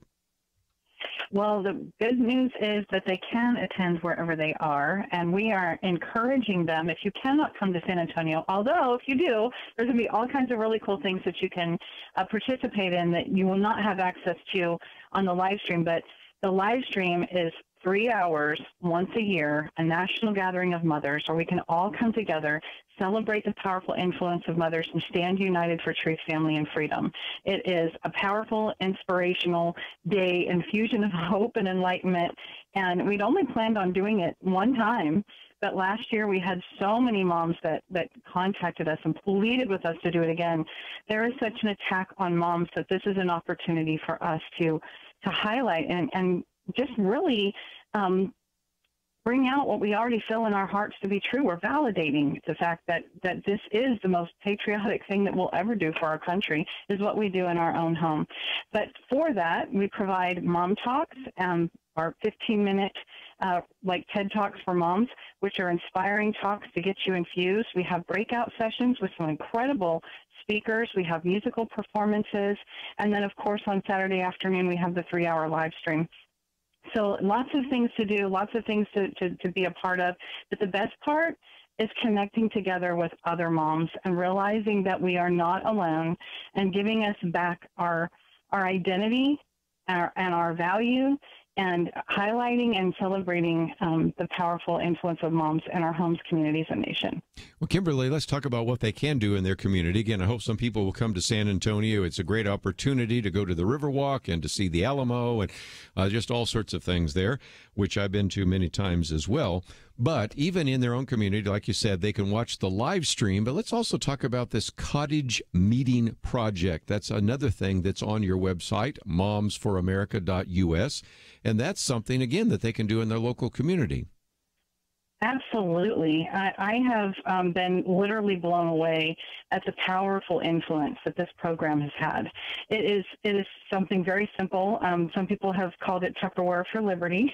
It's something that we already know and understand how to do because we've done it ourselves with Tupperware parties or Paper Chef parties. But instead of promoting plasticware and cookware, we are promoting the principles of liberty. And we do it through inspiring stories, relatable examples, and personal experiences that instantly resonate with moms.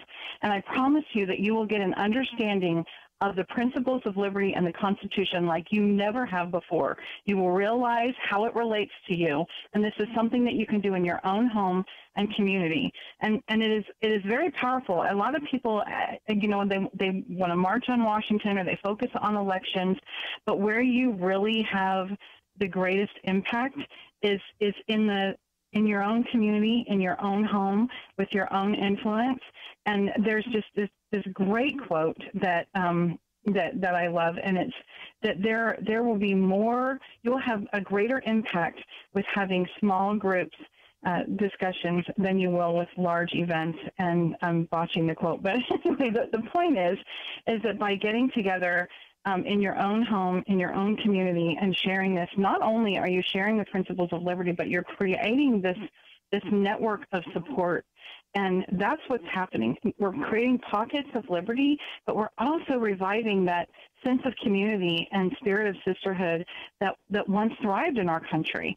So that when, one of the moms is discouraged or needs help, there's some other mom in there, all the other moms will wrap around her. And it's just mind-blowing what this program has done. And if we want to know how to preserve our religious liberties in this country, we need to first understand what those are. What are our rights?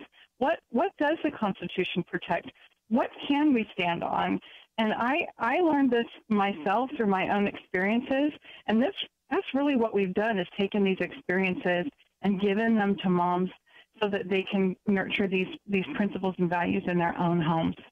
Very well said. Let me just mention before I let you go that, again, there are all sorts of ways to connect. Of course, we've talked about the service project. We've talked about the event. You mentioned in passing the Mom Talks, which I'm an aficionado. I love all the TED Talks, so I love this idea of the Mom Talks. You have the American Heritage Center. For our homeschool listeners out there, you have the Hearthstone Education Program, which is a K through 12 home education that teaches reading, writing, arithmetic, and liberty. So there are just a lot of ways that people could connect. So just before we let you go, talk about what people will find when they land on your website, momsforamerica.us. Well, the first thing they're going to find is a mom and a little girl sitting there, because we're the ones that shape the world. We're the ones that are going to change the world. But you mentioned watching the video, and I can't express that enough. When you come to momsforamerica.us, the first thing you should do is click on that pink button and watch the video, because then you will understand what this is all about, why we feel it's so important, and how we absolutely know that mothers are the last best hope of America, and we literally can turn this around in one generation. So again, just lots of great resources. Wanted everybody to know a little bit more about Moms for America. And as we get into some of these events, I hope we can invite you back, Kimberly, to talk about service projects, the conference, and a number of other things. And so I appreciate you giving us some time today as we find ourselves kind of in between Christmas and New Year's. And as we start off the new year of 2019, love to have you back and do a little bit more educating our listeners about some of these important issues. So thank you for giving us some time today here on Point of View. Thank you. I greatly appreciate the time you've given me. Have a great day. Going to take a break, and when we come back, we'll get into some issues in the news. Some of you have raised some of these questions, so we're going to get into them. I know some of you yesterday were saying, shouldn't we be concerned about some of the migrants coming across the border that are sick? Well, turns out I've done some investigation, and the Department of Homeland Security has now requested the Centers for Disease Control and Prevention to investigate the cause for why we have so many sick migrants. Of course, we've lost 2 children, so we want to talk about that in just a minute. Of course, I have sort of until now avoided talking about this idea where NBC and other networks were saying, Donald Trump, you've never visited the troops. Of course, they were posting that at a time when he actually was headed to visit the troops. And, of course, you know, anybody can make a mistake. But now the pushback saying, well, that's because we actually taunted you to doing that. So I want to maybe share a little bit of some of the backstory on that, which I think will set that aside, and a number of other issues in the news that we need to cover. Of course, we are in the midst of a shutdown of the government and the building of a wall, potentially. So we will cover a lot of that in the next hour. So I hope that you'll join us then. And, of course, I'm going to open up the phones to get your comments about some of the things we'll be talking about then. But just before we take a break, don't forget that we're coming to the end of the year. This is an opportunity for us to one more time come before you and ask for your financial support. And if you can help us out, we do have a financial need. We would not ask if we did not. And so anything you can do to help us would be greatly appreciated. Go to the website, pointofview.net, click on the banner, and we have a matching fund. Or perhaps at the break, you'd say, I'd like to talk to someone, put it on my credit card. It's just easier than going to a computer. Well, you can give us a call. The order line number is 800-347-5151 for your pledge, 800-347-5151. We'd be glad to take that phone call, or else you can go to the website, pointofview.net. There's a matching fund, which means your gift of $100 becomes $200. We'll be right back. They are sincere, but respectfully, we think they're wrong. As Kerby said in a recent email, there are Christian leaders claiming that we've lost the sexual revolution, and if we don't compromise, if we don't give up a bit more, we'll lose our religious freedom entirely. Now, you listen to Point of View. You know the truth. We do face battles, but we firmly believe now is not the time to wave a white flag. Followers of the sovereign king never give up or compromise truth. We urge you to stand boldly with us for our freedoms. Some of your fellow listeners have stepped up and are encouraging you to give by matching your gift up to $65,000. In other words, when you donate to this mission, they will double the impact of your gift. Every $20 becomes $40, $50 becomes $100, $1,000 multiplies to $2,000. Invest online at pointofview.net or by phone 800-347-5151. Let's send 2018 out with a powerful statement. Make your next bold move now. Pointofview.net and 800-347-5151. Point of View will continue after this.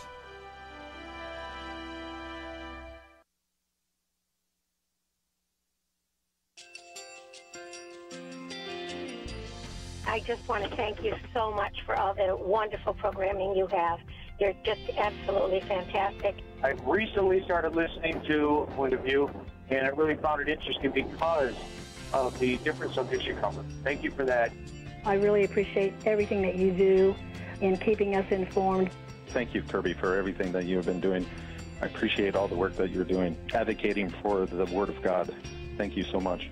Point of view, I think, is absolutely necessary because it's a Christian perspective, a biblical worldview perspective, and receive very current, up-to-date information about what is really going on, week to week in our culture, which is changing so rapidly, and yet it's morally sliding backwards. Yeah, I'm just, first of all, I thank you guys. Y'all's program is wonderful, and enjoy it every day. I learn so much every time I listen to it. Point of View Radio Talk Show.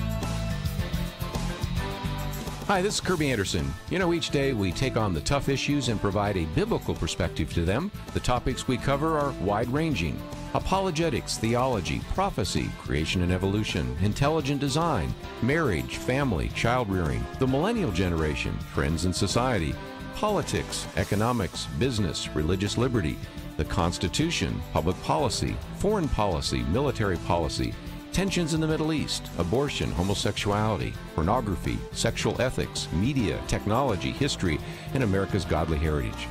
We talk about anything that affects your faith, your family, or your freedom. So don't go anywhere, because Point of View continues right now.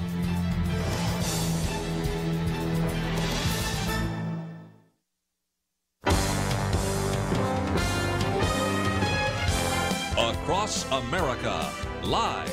This is Point of View.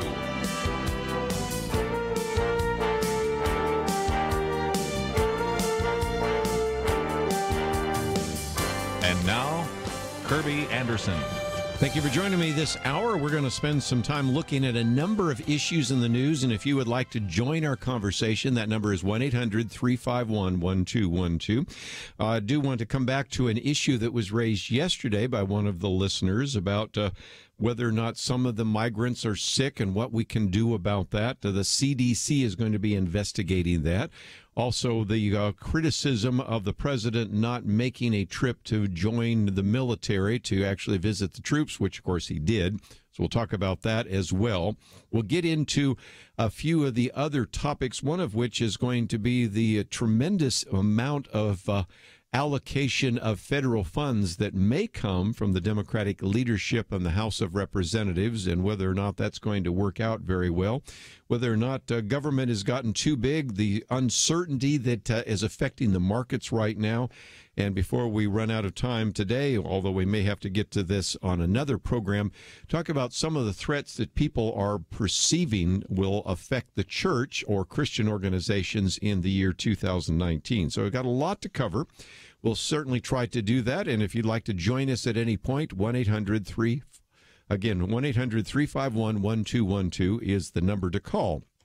Let's get back to one of the questions that came in yesterday, and it's illustrated by this new story that has come out. The Department of Homeland Security now is requesting that the Centers for Disease Control and Prevention investigate the cause of the growing number of sick migrants who are illegally crossing the U.S.-Mexico border. And this is something that has become of concern because now, according to the Department of Homeland Security, and I'm just trusting them, they have said that there are literally dozens of sick migrants being transported to hospitals across the border each day, and growing number of children showing illness that are present in Border Patrol custody. So they're trying to determine what's going on. Is this due to the living conditions of the migrant holding camps? Is it due to maybe something that they already contracted on their trip through Mexico or from Honduras? We don't really know. But the attempt is to try to identify why we are starting to see some of these children with fevers or other kind of medical conditions. So something that we talked about yesterday has now kind of surfaced into a news story. The Department of Homeland Security obviously looking at this because of the 8-year-old Guatemalan child who died in custody of Border Patrol on Monday. And that came after, of course, the death of the 7-year-old child that died in mid-December. And so this has brought scrutiny over the holding conditions and procedures, but also just the question of what might have even happened before they arrived. And, of course, the argument that's being made by those who believe in open borders is, well, this is why we should just open our borders and let them come through. Let's not have them in these holding camps and the rest. Of course, the argument coming from those individuals that believe that we need a wall is, well, if we had a wall up and it was very obvious that you were not going to get here, many of these parents wouldn't have brought the children in the first place. So, you can figure out where you fall out on that particular issue. But the question that was raised yesterday about the medical conditions is now apparently being addressed by the Department of Homeland Security as they're bringing in the CDC to address that particular issue. Just before we take a break, though, I wanted to take on one other issue. And this is a story that came out in the Daily Caller just hours after NBC News claimed that President Donald Trump was not going to visit the U.S. troops during the Christmas season. That's, of course, when he was in the midst of flying to those regions to actually do that. And, of course, the president and First Lady Melania Trump made a surprise visit to the troops in Iraq on Wednesday. And, of course, we've talked about that already. And this, of course, is something that caused NBC News to say, well, maybe we prematurely overreacted. But it was interesting to see. If you followed the story, I thought this was kind of interesting because NBC then added an editor's note to their article to make it clear that it was false, but they didn't update the headline or the body of the article. And as of even Wednesday afternoon, the headline still read, Trump becomes first president since 2002 not to visit troops at Christmas time. So even though they added an editorial note, they didn't take down the article. And so, you know, Donald Trump can't win for losing. Even when he does the right thing, he's being criticized. And, of course, one of the interesting Twitter fights right now has developed between Brit Hume and Soledad O'Brien. It first started, interestingly enough, when this story came out by NBC News that actress Alyssa Milano tweeted out the headline, which said, Trump becomes first president since 2002 not to visit troops at Christmas time. And then Brit Hume said, by the time this was posted, President and Mrs. Trump were in Iraq with the troops. Well, then you've had this back and forth between those individuals that I just mentioned a minute ago. And I thought it's been kind of interesting. I would have let this alone because, you know, anybody can make a mistake. Any headline can end up being false a few hours later because of changing facts. But first of all, the unwillingness on the part of NBC to pull the headline and to pull the article, number one. Then what has developed since then, and this is part of the back and forth between Brit Hume and Soledad O'Brien and others, is, well, the reason the president went is because we shamed him into going.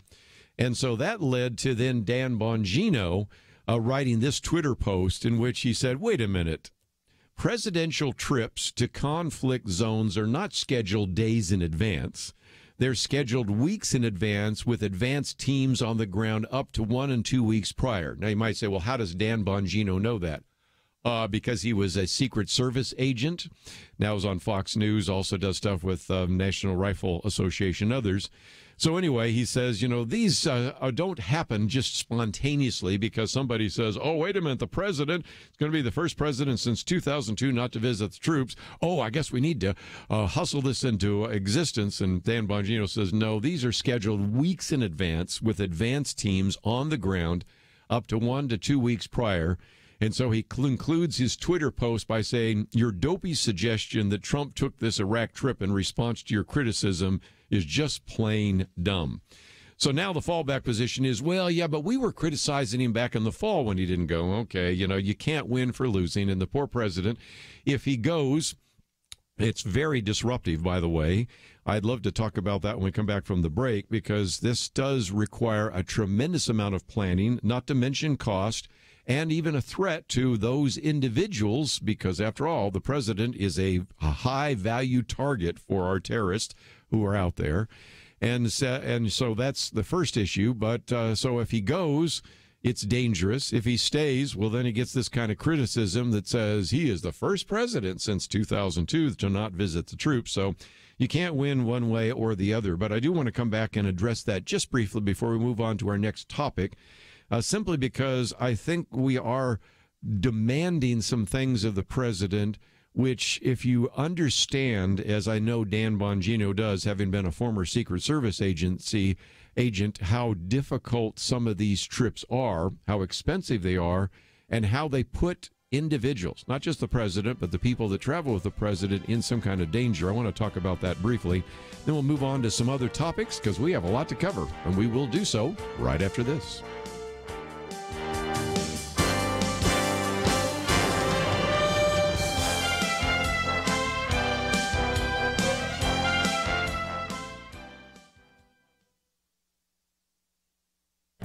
This is Viewpoints with Kerby Anderson.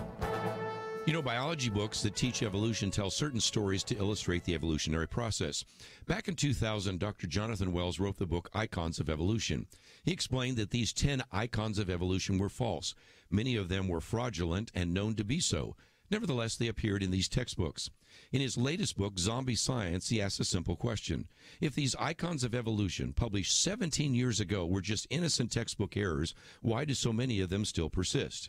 In his book, he also adds a number of other icons that were also wrong, and the book's title, Zombie Science, gets its name because these false icons of evolution don't die, but live on to mislead the next generation of students. When he was on my radio program, he talked about Darwin's Tree of Life and provided a catalog of what he called the survival of the fakest. This includes scientists' prebiotic simulations, Haeckel's embryos and peppered moths, and Darwin's finches. These erroneous icons were present in textbooks decades ago and continue to show up in textbooks today. One of the newest icons of evolution is the walking whales. This story shows up in many textbooks today because paleontologists found a wolf-like creature they claim to be the ancestor of the blue whale. Jonathan Wells spends a chapter critiquing that spectacular claim. In a previous book, he also dealt with a claim that we might have so much junk DNA and addresses that again in the book. If evolution is true, we might expect to have lots of leftover and unused DNA. He shows that's not the case. This book not only will be helpful to science students with questions, it can also be a manual for activists. After all, our tax dollars each year go to purchase textbooks that have erroneous icons of evolution. I'm Kerby Anderson, and that's my point of view. Take Kerby and the Point of View team with you on the go with the Point of View app. Search for Point of View Radio at the Apple or Google Play stores.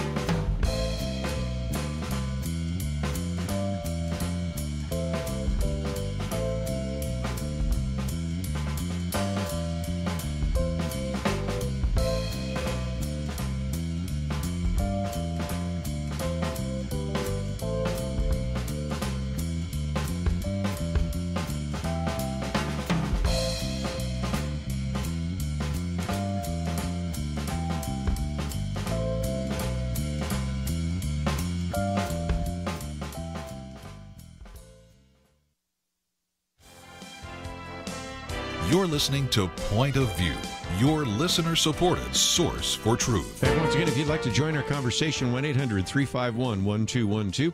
Some of you have served in the military. Maybe you've had a president come and visit you when you were overseas. And how did that help morale? And a question I'm going to raise right now is when we start having this kind of, well, this is the first president since 2002 that did not visit the troops. And, of course, it's a wonderful optic. The president, whoever it might be, George W. Bush, Barack Obama, now Donald Trump, visited the troops in Iraq, Afghanistan, wherever it might be. You know, great optics and lots of smiles and lots of opportunity for those in the military to feel encouraged. But the question I want to ask is, are we just going to continue to demand this of our president? And more importantly, can we not just recognize that we live in a world of technology that allows a president to actually have a presence without having to get on an airplane and fly all the way over there? And you might say, well, yes, but it's really helpful for people to get to meet him and shake his hand. Yes, for the handful of people that are allowed to get close to the president. For everybody else in that group, they're just watching it on the screen because they are never going to get any closer than he is right there. And if they broadcast that to any other location around there in Iraq, Afghanistan, Germany, wherever it might be, they're just watching it on a screen anyway. And so this is why I just want to start asking this question that is now almost demanding that a president go to these war zones in a place that may be very dangerous. The good news is, in most of these cases, the security that is done is pretty safe. And there is sort of a need to know. Sometimes the commanders themselves know that a dignitary is coming, but they don't know who it is. It might be the Secretary of Defense, could be a senator, and then maybe at the last moment they find out it's the president, or maybe a few know. But what happens when somebody who knows it's the president isn't one of our friends or passes it on to one of our terrorists? I mean, it's not hard to take out a military base with an RPG, with a Scud missile. Just think about the possibility that we keep trying to put our commander-in-chief in positions of danger. And, of course, over the years, there's been a lot of criticism that has said, well, when we have a disaster, the president has to be boots on the ground. Remember when George W. Bush said, after Hurricane Katrina, maybe the best thing I can do is fly over and just look at the damage rather than land. And everybody said, well, that's so callous. No, it might have been the safest thing to do. It certainly would have been the smartest thing to do, because if you have never been around a presidential visit, let me educate you just a little bit. Now, I can't claim to be Dan Bongino, who's been in the Secret Service, but I know enough when I've been in the presence of a president in various venues outside of the White House. There is all sorts of screening that has to take place. There are advanced work that has to take place. There's just all sorts of potential danger that they have to begin to consider. And as a result, it can shut down a city. I suspect it shut down that military base because you don't want anybody flying during that time. You don't want any person coming close to the military base at that time that you do not know. If you have ever been to a hotel where the president or even a presidential candidate is speaking, you know that they just lock down everything. As they travel to and from that venue, they lock down all the roads, and sometimes that can be so disruptive. And I just want to suggest, in this age, when we have television cameras, we have video cameras, we have big screens, we have almost everything close to virtual reality, wouldn't it be just as encouraging to say, I'm going to just visit by video all these bases and welcome those individuals than actually traveling there?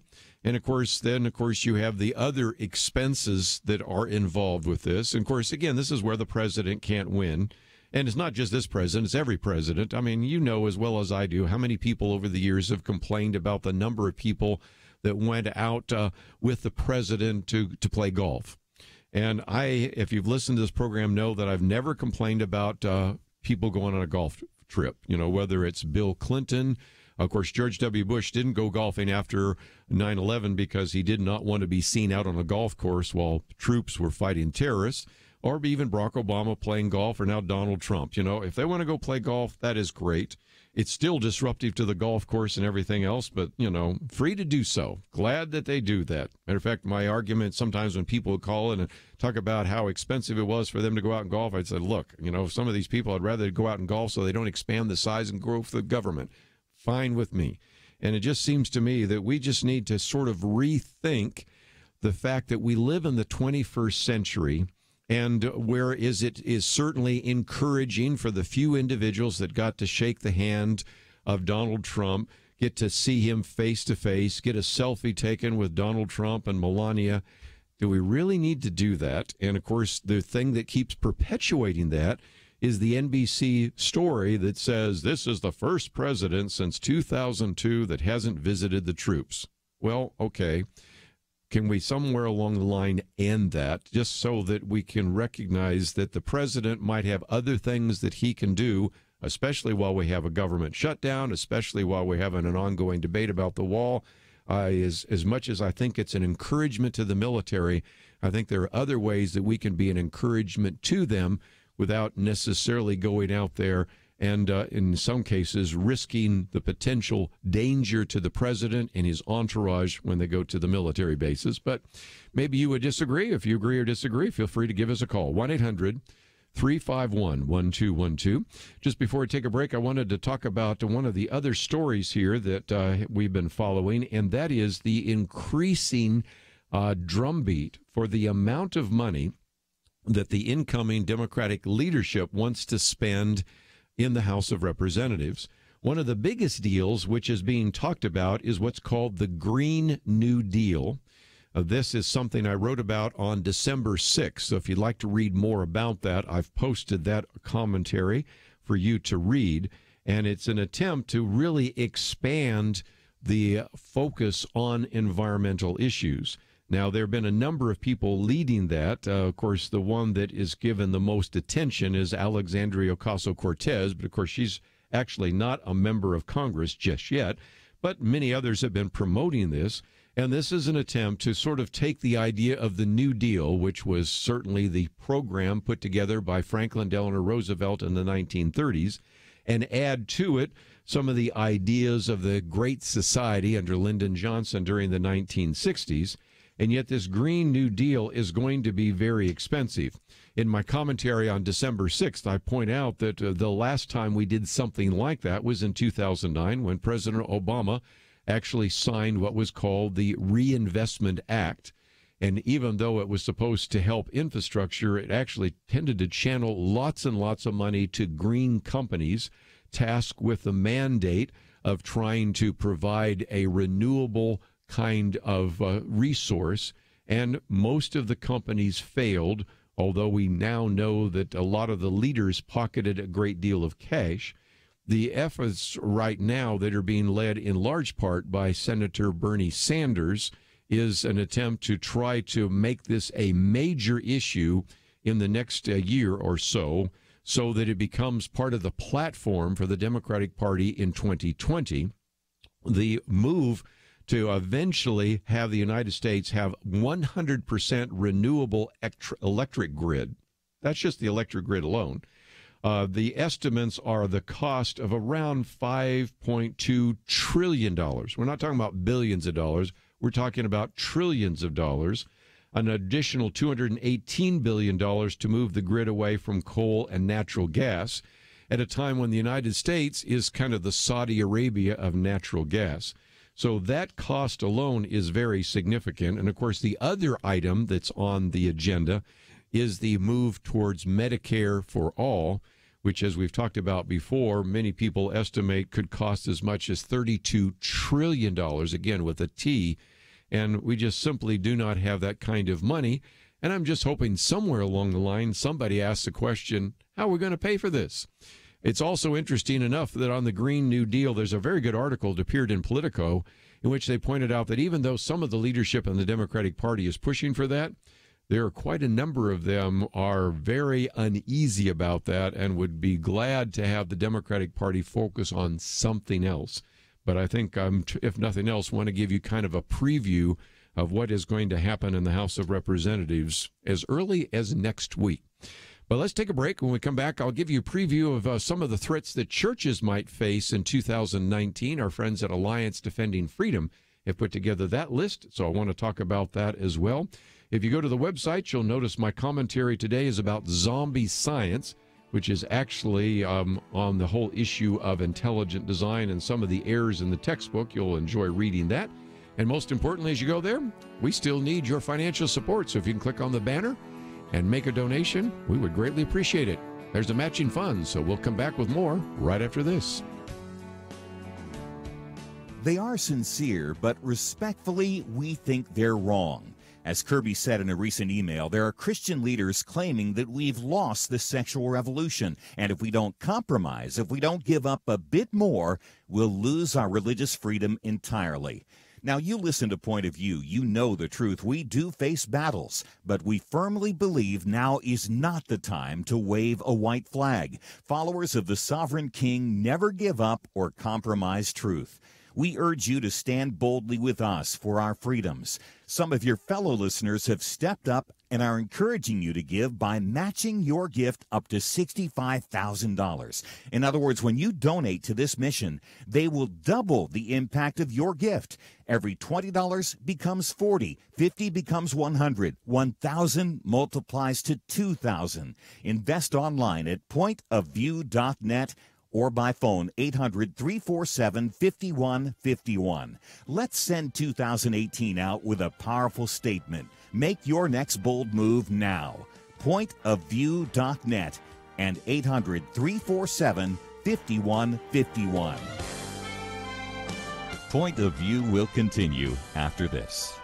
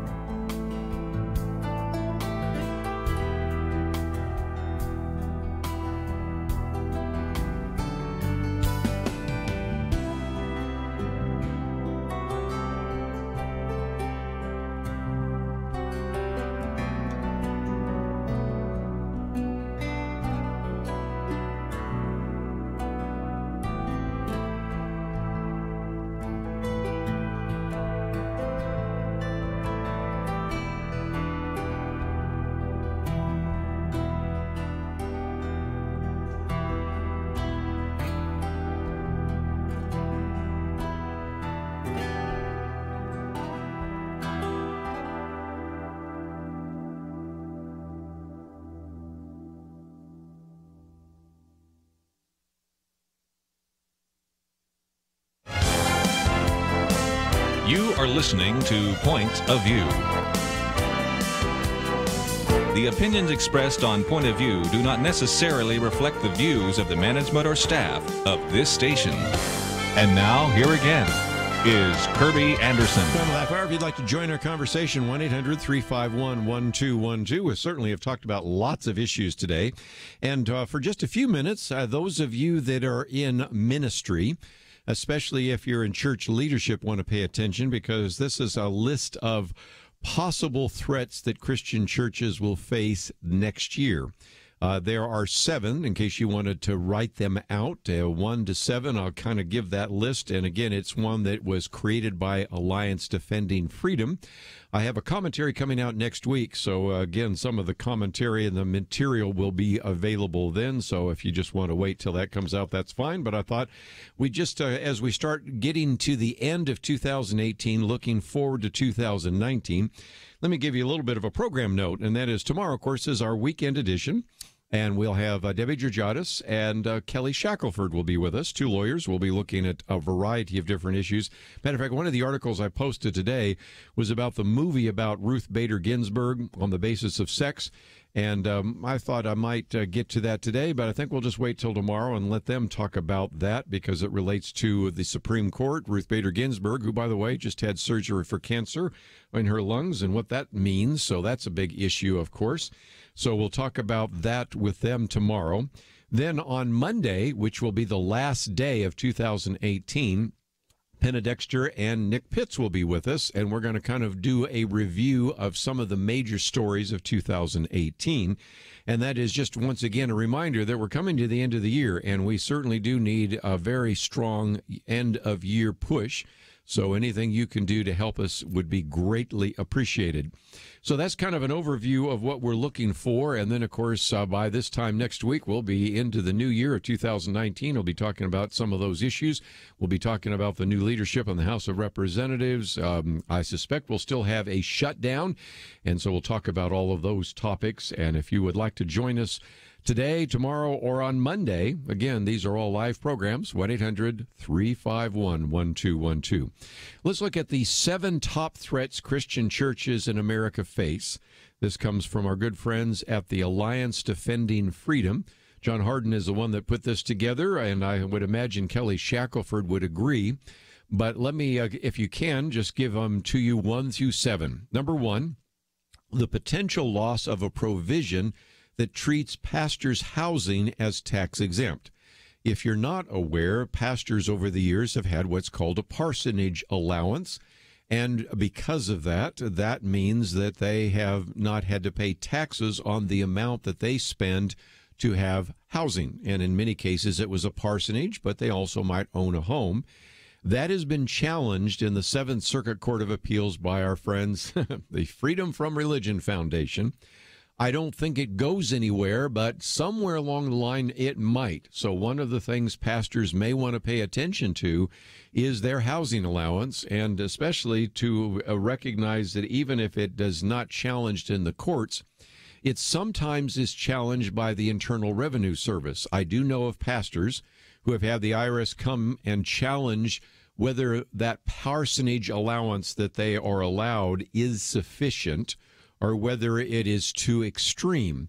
So again, that's something to pay attention to. So if you're a pastor out there right now and you are receiving a parsonage allowance, you need to pay attention because of the ruling that came down from the 7th Circuit Court of Appeals. Number 2, the church exemption from requirements to file a Form 990 with the IRS. Now, the concern about this is that Christian organizations, like Point of View, file a Form 990. I find this very helpful sometimes, by the way, when I invest in Christian organizations, because it tells you a great deal. What's their budget? What do they pay their top employees? How much do they spend on programming and expenses? Of course, you have things like Charity Navigator and all the rest, but to really go to the Form 990 it tells you a lot more. Believe me, you can find out a lot about an organization.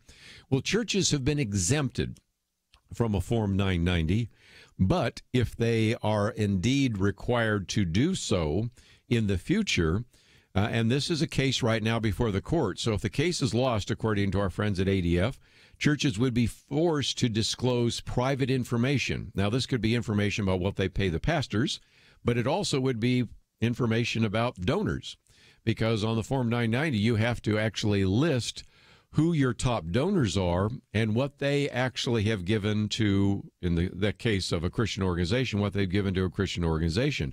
That would require then to reveal what donors to your church actually have to give. And there are some churches that I think might have some concerns about that.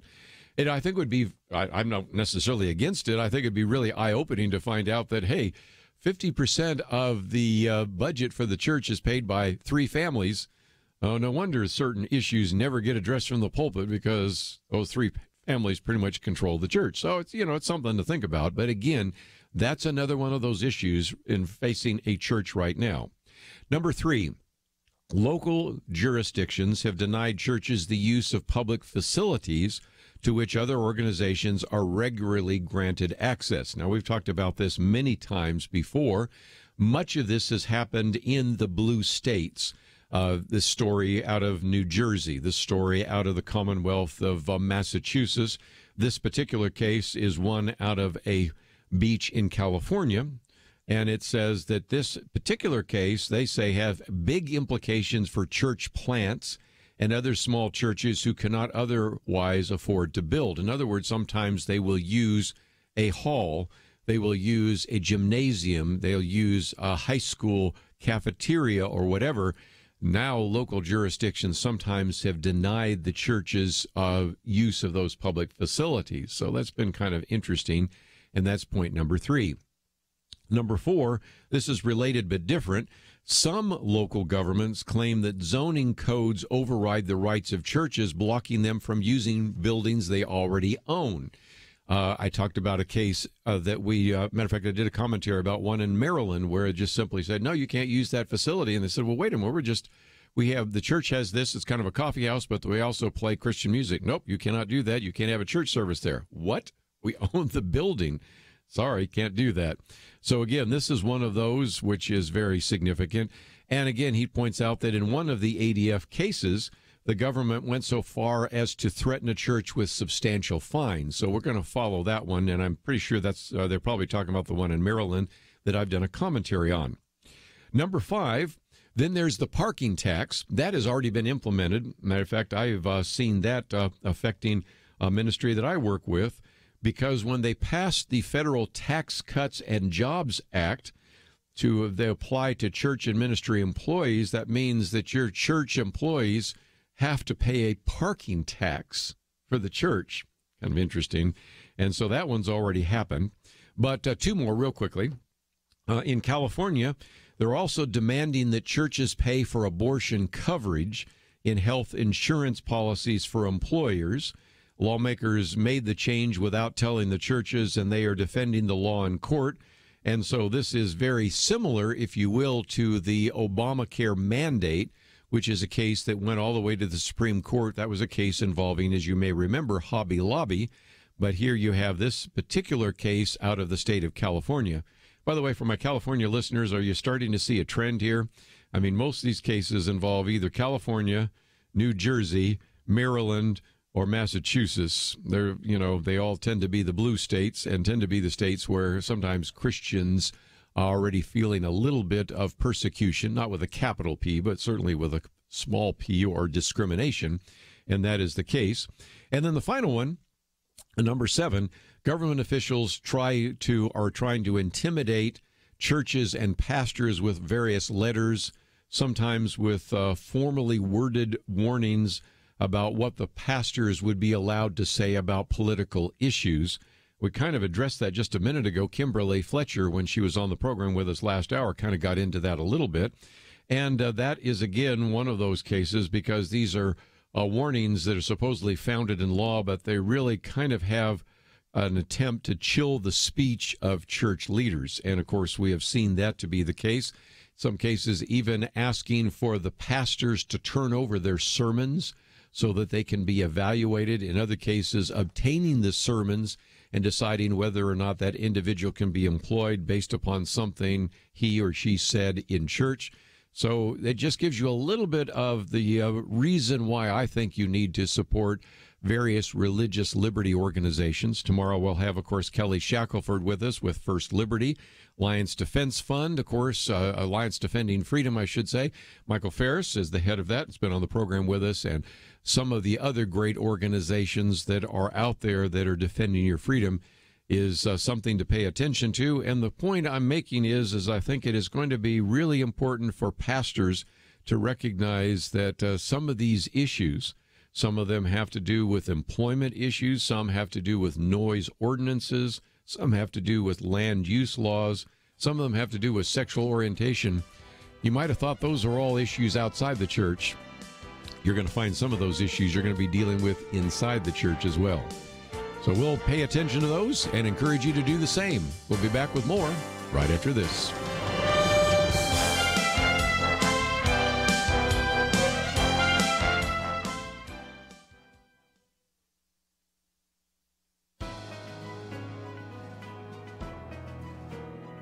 Welcome to the First Liberty Briefing. I'm Jeremy Dice. James Gillespie Blaine had an interesting life. He served as Speaker of the House of Congress and in the United States Senate. He twice served as Secretary of State, holding the position under 3 separate presidents. He even sought the presidency, losing to Grover Cleveland. But Blaine's most notorious legacy, however, is an amendment that bears his name. Blaine got his idea from a fiery speech delivered by President Grant at the height of a national controversy over the nation's public schools and whether religion had any place within them. In 1875, President Grant declared, "Leave the matter of religion to the family altar, the church, and the private school, supported entirely by private contributions. Keep the church and state forever separate." Days later, Blaine introduced a proposed amendment to the United States Constitution that would prevent any government aid to, quote, sectarian schools, especially Catholic schools. His amendment failed, but various states borrowed his proposal and their constitutions were amended instead. Today, almost 40 states have a constitutional provision that prevents government aid to religious institutions.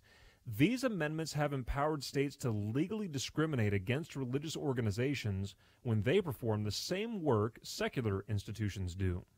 That prejudice led Justice Thomas to write of Blaine amendments in the 1999 decision of Mitchell v. Helms, quote, "This doctrine, born of bigotry, should be buried now." To learn how First Liberty is protecting religious liberty for all Americans, visit firstliberty.org. You can learn how to protect religious freedom in the workplace, public schools, church, the military, and more by downloading First Liberty's free Religious Liberty Protection Guide at firstliberty.org. That's firstliberty.org. If you want hope for religious freedom, go to firstliberty.org.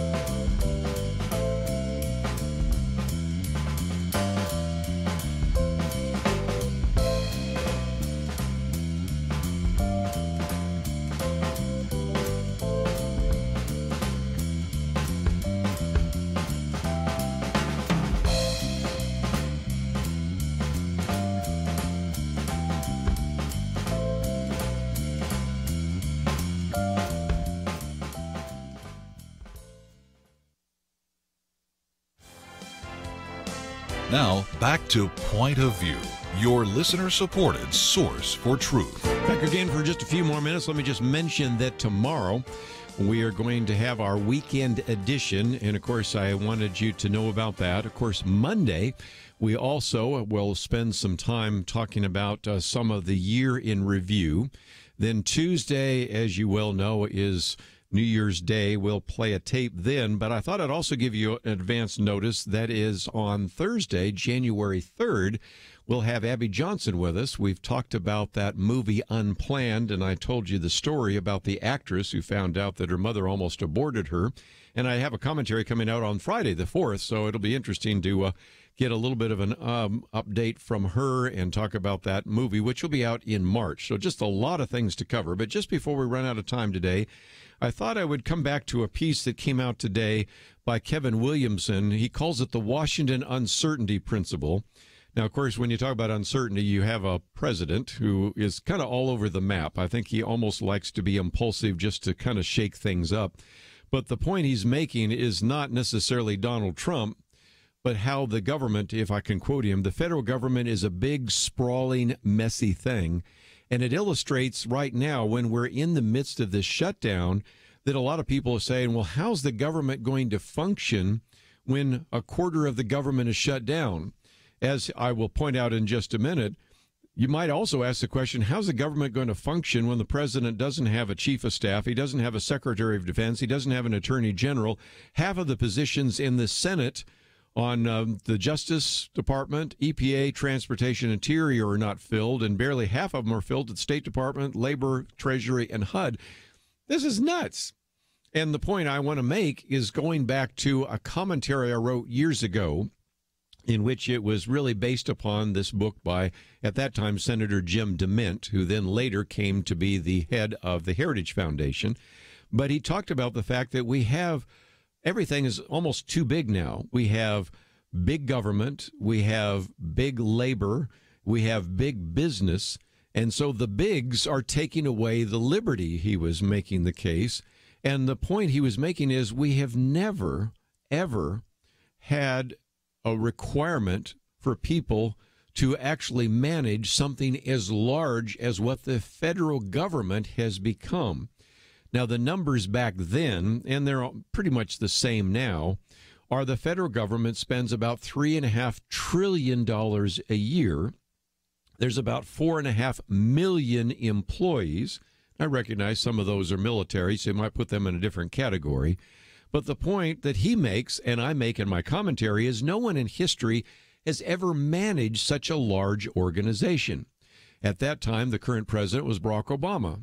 He's never managed anything really of any size. He was a freshman senator, and he was actually the exception, because if you go through history, Americans mostly like to elect a governor because they've demonstrated some kind of executive experience.